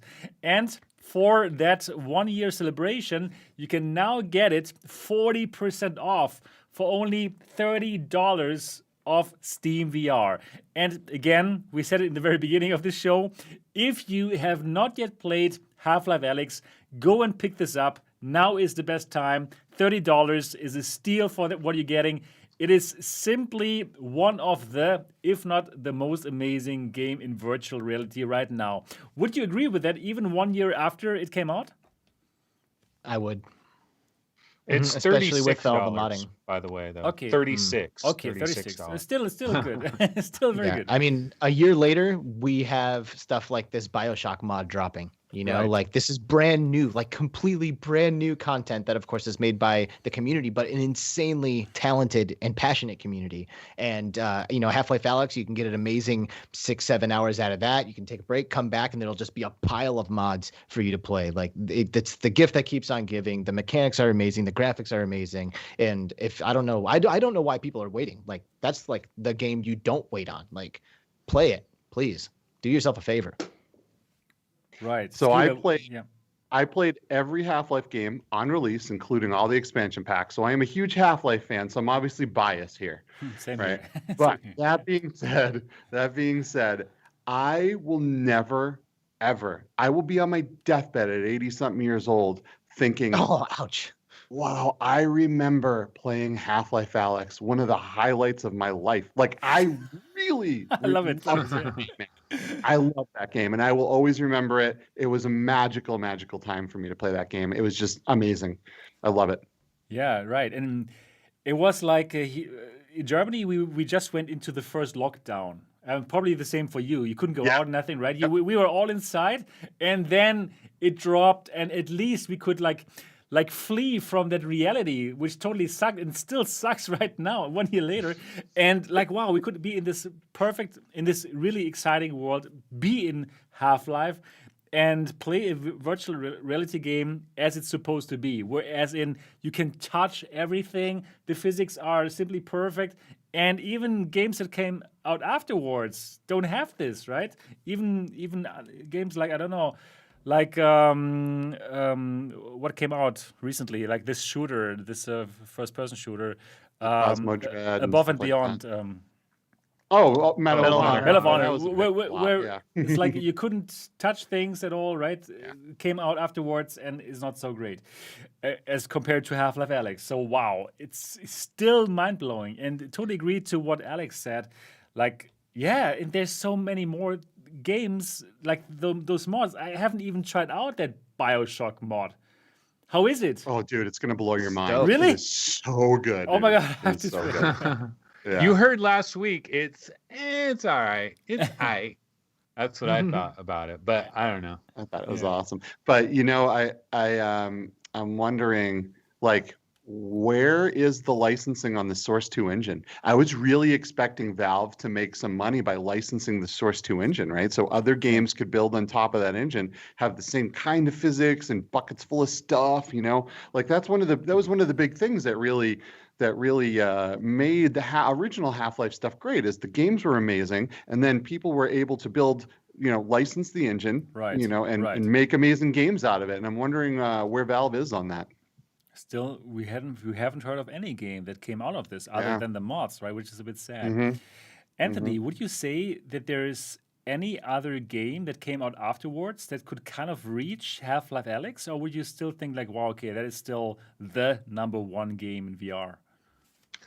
Overall, it's the number one game in VR, but I don't think it does everything perfectly. But like the doors, for right? example, well, yeah, the door, and I'm not joking about the doors. Yeah, the doors is a yeah, serious thing, man.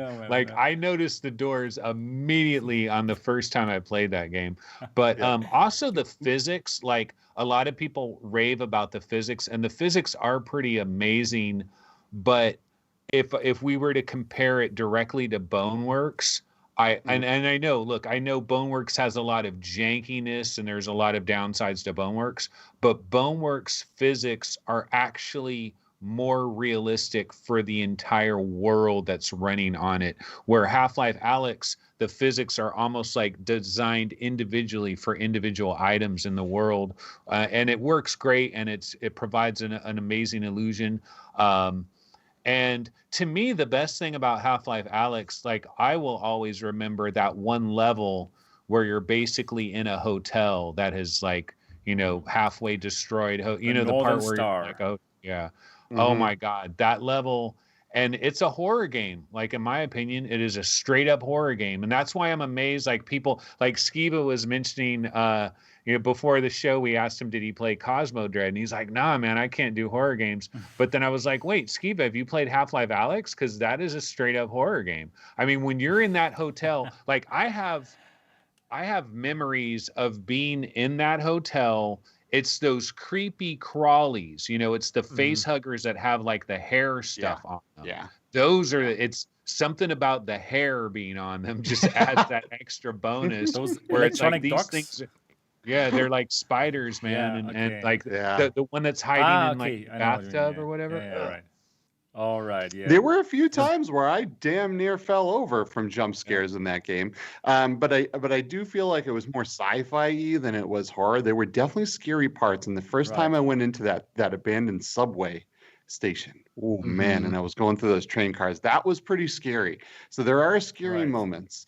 At the same time, I do wish that when those head crabs came flying at my face, I could bat them away, right? That, to me, melee was the big thing that was missing. Was Saints and Sinners released after Half-Life Alyx or before? Yeah, afterwards. That would be the one game that I would say competes with Half-Life Alyx, because Saints and Sinners did some amazing things that made it feel really, really good to me. So. Okay.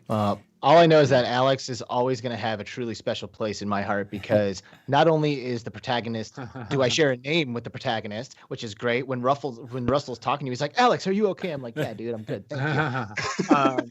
So there's that. And then also the game came out on March 23rd, which is the day that I was born. Wow. In 1987. So I share weird. A birthday and a name with Half-Life Alyx. So like that game is just like, it's a part of me. It's like the prophecy has been fulfilled and I know that I'm on the right path, Yeah.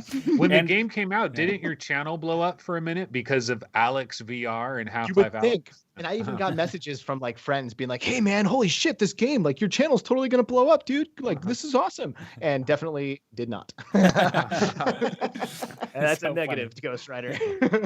That's so funny. And also has to do with the company that you're the community manager of. Like, I played Half-Life Alyx again after I got the bHaptics vest. And by the way, today's podcast is not sponsored by bHaptics. It's just amazing, just like that. Yeah, because the thing is, like, wow, it's just so much more immersive because Alyx has been optimized. No. You guys at bHaptics have done a great job at optimizing the game for your vest, right? So whenever you get some new energy, you can feel the energy flowing up your body with the bHaptics vest, you can feel when you're being shot at, where you're hit, all these kind of things. You can feel, what I really loved is like when your energy is low, like you're at 1 heart or so, you can feel your heartbeat. It's like, what? It is really, really next level. So next level. So Alyx on itself is already so immersive, but then wearing that vest, it makes it even better. Straight up. And that heartbeat, like that will get you to run to a healing station. Like when you're feeling that, like it really does add like some pressure to get a heal. You know, you're like, dude, my heart is going, like I should fix this right now, you know, like I need help. So you definitely like are incentivized to do things differently when you have haptics that don't exist. And it's funny, one of my favorite haptic patterns ever, and to this day, this is actually the moment I was sold on bHaptics. This is before I was community manager and I was still myself trying to figure out whether or not it was a product that I thought was worth it. I was playing Half-Life Alyx and I picked up I don't know, what was it, like a piece of ammo, and I went and dropped it in my bag, and I felt that thing drop down my back into a bag and like settle at the bottom, and I was like it was a mind-blowing moment. Like it's funny, but it's like my favorite haptic response is dropping stuff into your inventory. Like it completes the experience. And you know, if you've got the money and you love VR, bHaptics is 100% worth it. Absolutely. I can totally agree on that. And I'm not the community manager for bHaptics. I really love it. Exactly what you said about putting things into your backpack. I didn't expect that they would also like put like a haptic pattern on that movement, but they did. And when I did it for the first time, mind blown. Exactly. Anthony, you have to check it out. Yeah, if you're a developer out there and you want to know how to use haptics properly, check out Half-Life Alyx, because that's the way to do it. It seems like this bHaptics vest is almost like the steering wheel setup, you know, for the racing game guys. Right. Like this is for the like shooter crowd, first person shooter type games, action game type crowd. Totally. Those are the games where it shines for sure. I don't know the whole deal on bHaptics, and we probably don't want to get into the whole thing right now, but I just know obviously everything has its caveats, and you know, there's the weight of the thing. I mean, I guess you'd have to charge it up. It has a certain battery life and all of these sorts of things. But like, if somebody was coming over to your house, they never ever tried VR in their entire lives, and you put bHaptics on them in Half-Life Alyx, like that would be a hell of an experience. It's like they would go crazy. Out their ears. Their brain would come right out their ears. Dude, it is no joke like bringing a VR arcade home. Like when you go to like a place and you're like, here's $20, I'm going to spend the next hour here. It's like bringing that experience into your house. I'll say Half-Life Alyx like the killer app for this product, would you say? Only because Half-Life Alyx is the killer app. You know, like, and it's compatible. Like Half-Life Alyx is amazing. The implementation is amazing. So you put 2 and 2 together and you can pretty much guarantee it's going to be an incredible time. But there's stuff like Hyperdash and Pop 1 that are compatible now, which if you're playing those games, that's the killer app for sure. And like stuff like more recently, we got Synth Riders natively integrated on the Quest. What? Synth Riders is amazing now we have too. A rhythm game, and it's sick because in Synth Riders there's those like rails that you ride. So when you like are on one, it's like you can like really feel the connection. I got a crazy idea. Hopefully you guys have already done this at bHaptics, but if not, here's a great idea for you. Is like, so this idea of an experience that is already scripted. So like let's say it's a non-interactive experience, right? Like Gloomy Eyes or something. Because like you could have an experience like Gloomy Eyes where you have somebody that is playing Gloomy Eyes, and then at certain points they make this little thing activate, and that almost like it's a symphony, you know what I mean? Like it matches the actual running time of Gloomy Eyes or Dear Angelic or whatever these different things are. That's something they should look into as well, because once you program that and it could sync up with that game, it would always be perfect because it would be set for the exact right moments. Mm-hmm. Yeah, those moments when they aren't interactive are actually some of the best opportunities to implement haptics, because there's like, it's just like you're almost like you don't feel like you're as connected to it as you would be if you were in control of the scene. But like a really good example is Propagation VR. If you start Propagation VR, you're like, okay, let's go. You basically stand there on a train track or a subway track and watch this fucking subway train like charging at you, and you're just standing there and you're like, oh shit, and it hits you.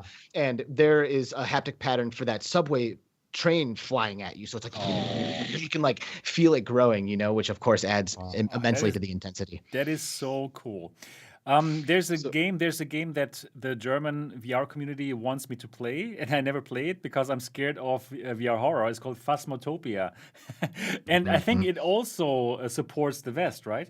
And it's in the beta right now. Okay, and how does it support the Vest? Like what do you feel when the ghost comes, or how does it work?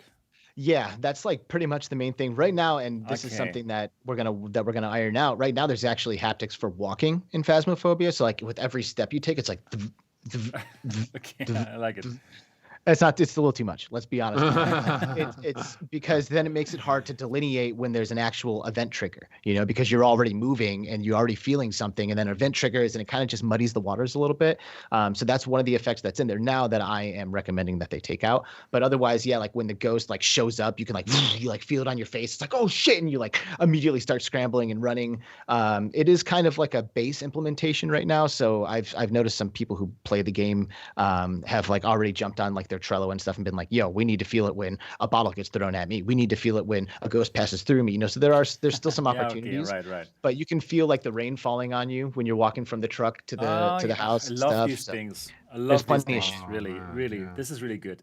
So again, man, if you want the ultimate Half-Life experience, right? You put that vest on, you put the arms on, you put the face thing on, and with Half-Life, I think the face thing is important because of the head crabs, right? Those things jump at your face and you're hitting them. But to me, like the icing on the cake with all that stuff was also the cyber shoes. I put all the vest stuff on, the cyber shoes, and then I am just in it, man. Yeah, right. I am 100% in in the game. The cyber running shoes are through really Half-Life, cyber soldier. Shot like cyber soldier. No, yeah, it's but honestly, I'm just saying, man, long-term it's the future. whole package. It's the whole package. honestly, you guys are perfect for your jobs because you love virtual reality, right? Alyx and Skeeva, yeah. really, you're just like obsessed, just like I am also. And yeah, I can feel your passion for your products, right? And that you guys are doing this job, you're just perfect, and the companies that you're working for can be glad that they found you. So congrats to Cyber Shoes and congrats to Bhaptics. You get the best community managers you could think of, and I think they know that.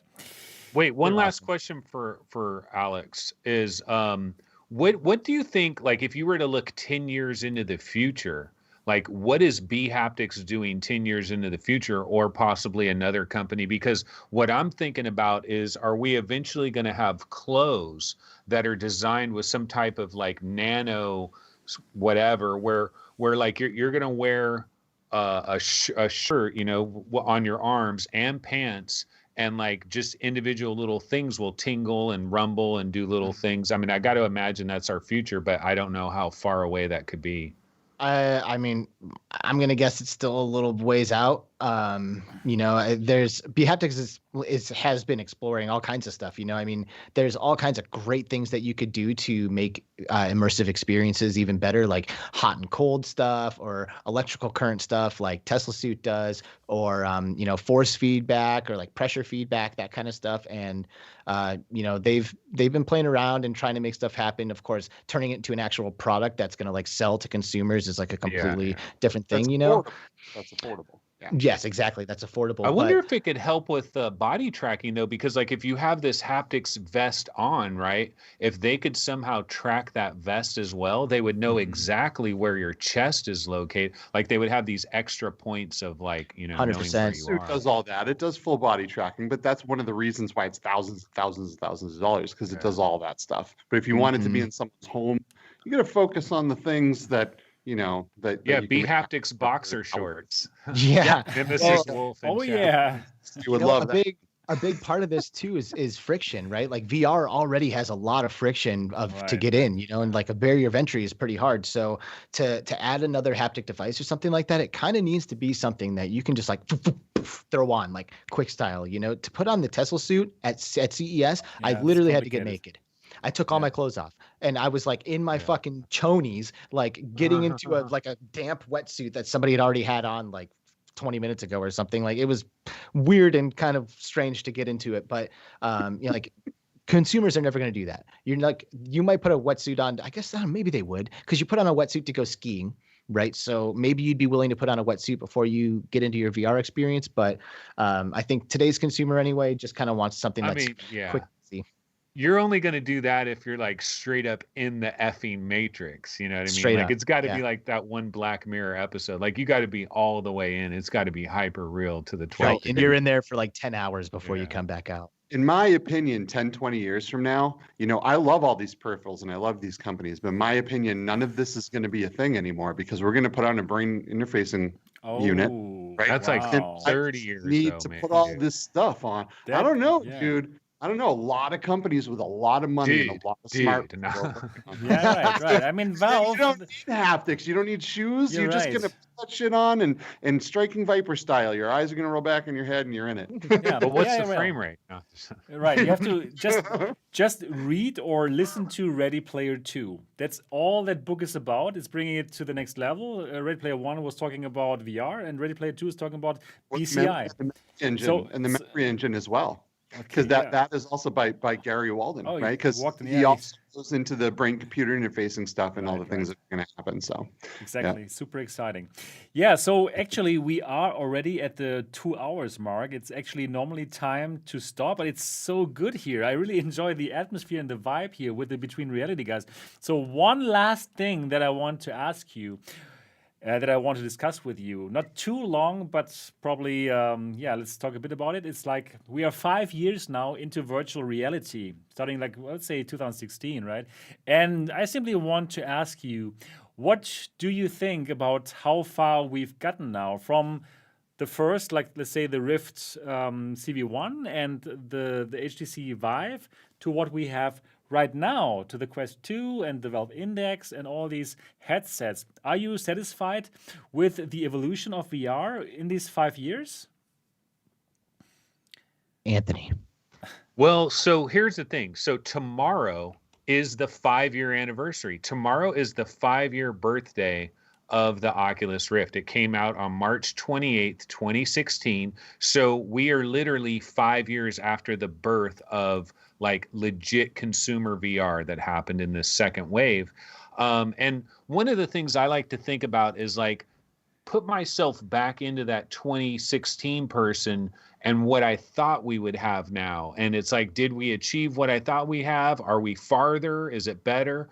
And I see both good and bad. Like, I feel like from the hardware standpoint, I think we've come both farther than I thought we've come, but in other ways, we haven't gone as far as I thought we'd have gone. On the software side, I got to admit, I am a bit disappointed because here we are 5 years later, Red Dead Redemption, man, BioShock, Grand Theft Auto, you know, where are these games, right? And I mean, we got Fallout 4 VR, we got Skyrim VR, we've had and you know, Half-Life Alyx, of course. We've had some big bangers, but like, I still feel like the AAA VR games, like I remember in 2016, when I was first jumping into this, I thought by now, 5 years later, like I thought I was like the early adopter guy. And then 5 years later, everybody's going to be in VR. And that hasn't really happened yet. I'm that early adopter guy, but not everybody's in VR yet. Like you still go to some of these other places, NeoGAF, where there's like a lot of flat gamers and they're still not convinced about VR. And I think part of it is we don't have enough of these huge monster AAA VR games that are truly built from like even the ones that we got, like Fallout 4 VR, Skyrim VR, they weren't really built for VR. You know, the VR was added on later. So it's a mixture of good and bad, but I think mostly we're in a good spot. At least we're not dead. Hey, there's that. We're not dead. VR has survived, you know, and it seems like no, you're right, VR. You're right. Well, no, it could have been a disaster. Like it could have been really bad. Like we had some. Remember when the CCP Games guys dropped out of VR, and they're like, you know, we dropped out of VR. Like there was some really bad stuff. So the good news is like, it's pretty obvious that VR is going to be around for another 4 or 5 years, regardless of what ultimately ends up happening. And that's great that we've got this continue, you know, it's going to keep moving forward. So that's good. Right. What about Skeeva? What do you think? So this is like Anthony. There are things that I'm really surprised about and things that I thought would have been better. But there's some caveats in this whole thing, right? So not in a million years when I got my Rift, did I think that there would be a standalone headset that I didn't need a computer for? I would have bet against that a million times. I no way I would have thought that would have happened. So the fact now that we have a Quest 2 with almost 4K screens and just in the sickest chipset available for mobile and all this stuff, and it's just, hand tracking, right? Yeah, right. And you can hit your headset and see the real world just like that. That's pretty sweet. I wouldn't have thought we would have been there, but on the other side, I thought maybe we would have more of those AAA games to draw the crowd in, because that's what it is. People want the AAA games. People want the games they're used to. Just like anything in life, people don't want to change. They want to be drawn in by the things they already know. So when GTA comes, when all of these other games, Red Dead Redemption, that's going to be absolutely huge. On the other hand, I feel like we were about to get this massive boom, and we were robbed of that by the coronavirus. Half-Life and the Index were coming out, and the Quest really, like right when the coronavirus was starting up. At that point, we had every headset sold out because they couldn't manufacture the hardware because everyone was sick. So, to this day, you still can't go and just buy an Index and have it show up in a couple days. Like, they're still out of stock. Like, we kind of got robbed out of a lot of the adoption that we should have had. Right. But then you can flip that yet again and say the pandemic helped in a way, too. Yeah. Right. Helped in a way, too, because now people see an actual real life use case for VR where, like, I tell people all the time, I'm like, yo, I didn't really get the social effects of the pandemic that most people did. I didn't feel lonely and depressed because every day I was standing there in front of somebody in VR, looking at them in the eyes, talking to them, being social. And I think a lot of people are understanding that now. One of the big problems with VR is you can't put it on a television ad and show what it's like, right? And that's one of the things that we know. You have to try it. And every single person that I bring in here and I show them VR usually goes and buys a Quest. Right? I mean, before it was like, oh, I got to buy a gaming PC. I don't want to spend $2,000-$3,000 on a computer too. I'm going to wait until it's all in one. I'm like, yeah, it's never going to be all in one, but it is. And it's $300. That's right. Yeah, one box, so easy. They made it, right? I mean, that's too bad. But at the other, so there's pros and cons all over the place here. I really thought we would have been further, but who would have thought there would have been this pandemic? Like, there's just so much. Yeah, I mean, I'm pretty happy with the state of the technology right now. I wish there were more competitors that weren't trying to sell our souls to make this stuff affordable. But at the same time, exactly. Right. Yeah. And how about Alyx? How about you? What do you think about the state of VR and how we've progressed in the last 5 years? Well, in 2017. I think is when I kind of started to really start to pay attention to VR a little bit, and I didn't really get involved until the next year after that. But I remember in 2017 seeing I think Mark Zuckerberg actually was sharing some videos showing some social VR happening and how people could feel the presence of sitting there next to each other, and I was able to wrap my head around that. And I remember I was on a car ride with someone explaining to them what virtual reality is going to be like, and I was like you're going to be able to sit there and it's going to feel like you're across the table from someone, and holy shit, do you realize this? So just thinking about it, I was really, really stoked. And once I got to try it, my mind was blown. And I think the thing that surprises me the most about the state of VR is how comfortable and normalized it is for me at this point.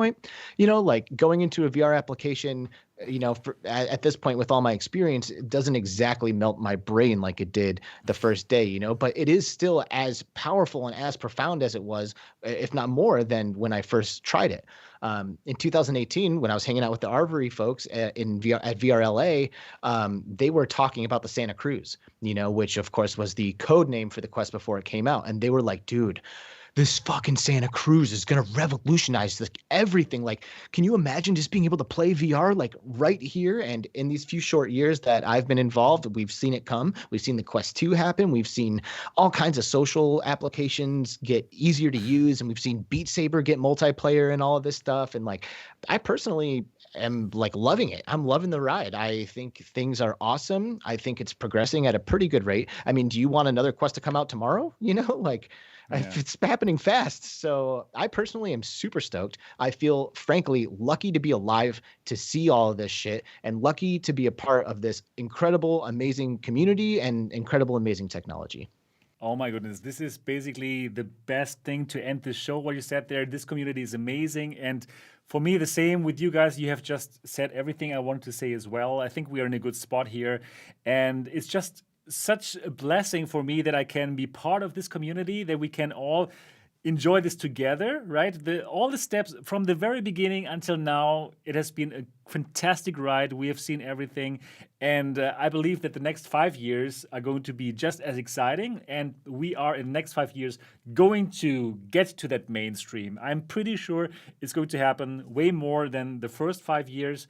So yeah, companies like Apple are going to make it more mainstream and there's going to be more competition, PlayStation VR 2 and all the things. Yeah, I am also still that believer in virtual reality that I've always been, still as passionate, and just say I'm so glad that we have this community, that we have everything going on that we've been going on, and it's a pleasure that we can be in this ride together. So I want to say thank you to the Between Realities hosts here, Alyx and Skeeva. Thank you so much for being on this show. This has been an amazing show. Yeah, it felt so great, just right.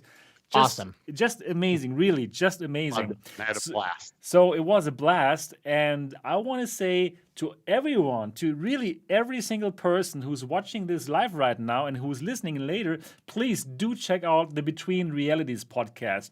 If you want more from Alyx and Skeeva, these guys are great, super passionate. They have an amazing podcast where they have a guest like every single time, and you really get to know the people from the industry, not just about the news, really about the people who join that and who makes up the community and the industry. So do check out the Between Realities podcast. It is fantastic. So again, thank you so much for being on the show today.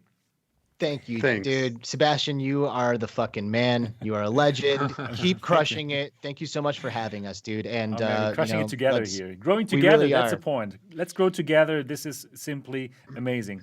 So for all of you who enjoy this podcast, please, again, do write a review for the Next Dimension podcast and for the Between Realities podcast. So simply get out your iPhone, get out your iPad, open the podcast app, and find these two podcasts and give us a 5-star review.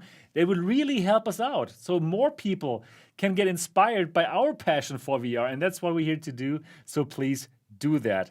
Other than that, give this video a thumbs up if you're still watching it live right now or if you're watching it later.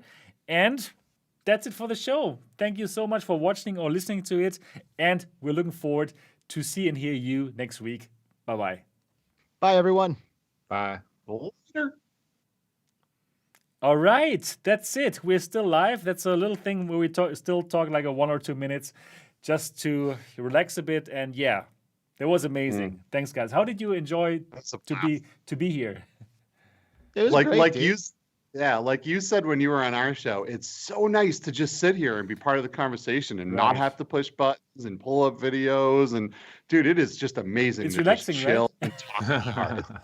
Hell yeah. Yeah, right. It's a good feeling, right? Just to enjoy the ride and Yep. And Thank you. I have the feeling we should do that more often. These kind of Between Realities, Next Dimension podcast, like mix-ups, because the crossover. It works so well, right? Absolutely. It's a lot of fun. We're always down, dude. Like we love you guys, and we love everyone. Like, dude, this like you were saying, this community is fucking awesome. It is. It really is. It's just I feel so lucky to be a part of it. So yeah, dude. Like, if you want us involved in anything, by all means, just hit us up, and we are there. Perfect. That's amazing. A minute. Yeah, that's really amazing. Thank you so much. And awesome chilling with you, Anthony. It's been a little while since we've done anything, so it was really good. Yeah, I know. We did a little. Me and Skeeva were in a podcast called Dark Frequencies, where we were talking about like UFOs and stuff for a little bit. That's cool too. That's good stuff. Yeah, perfect. That was funny. Yeah, so thank you to all of the people who are watching this right now. Paradise Decay, hi. You should be on the show as well sometimes, man. PD, if you're into it. It's still live. Holy shit! Yeah, we are I mean, still you said Yeah, that. we're still live. I said still that, live. man. We're still live. I did not put 2 and 2 together. Akira Kurosawa, Seacoast Live, Blizzardo, VR Spry Guy, all the people. Well, you see the same names, right? Like popping up in our shows. It's amazing that they're there all the time. So Zubunabi, Daddled, yeah, great. Thank you all. Thank you for watching this. Don't forget the thumbs up, and we're going to see each other next week. And check out Between Realities. They're also like every single week, right? You guys, you're doing this Friday. like the same thing, right? Every Friday. Wow, check it out. Okay, that's everything.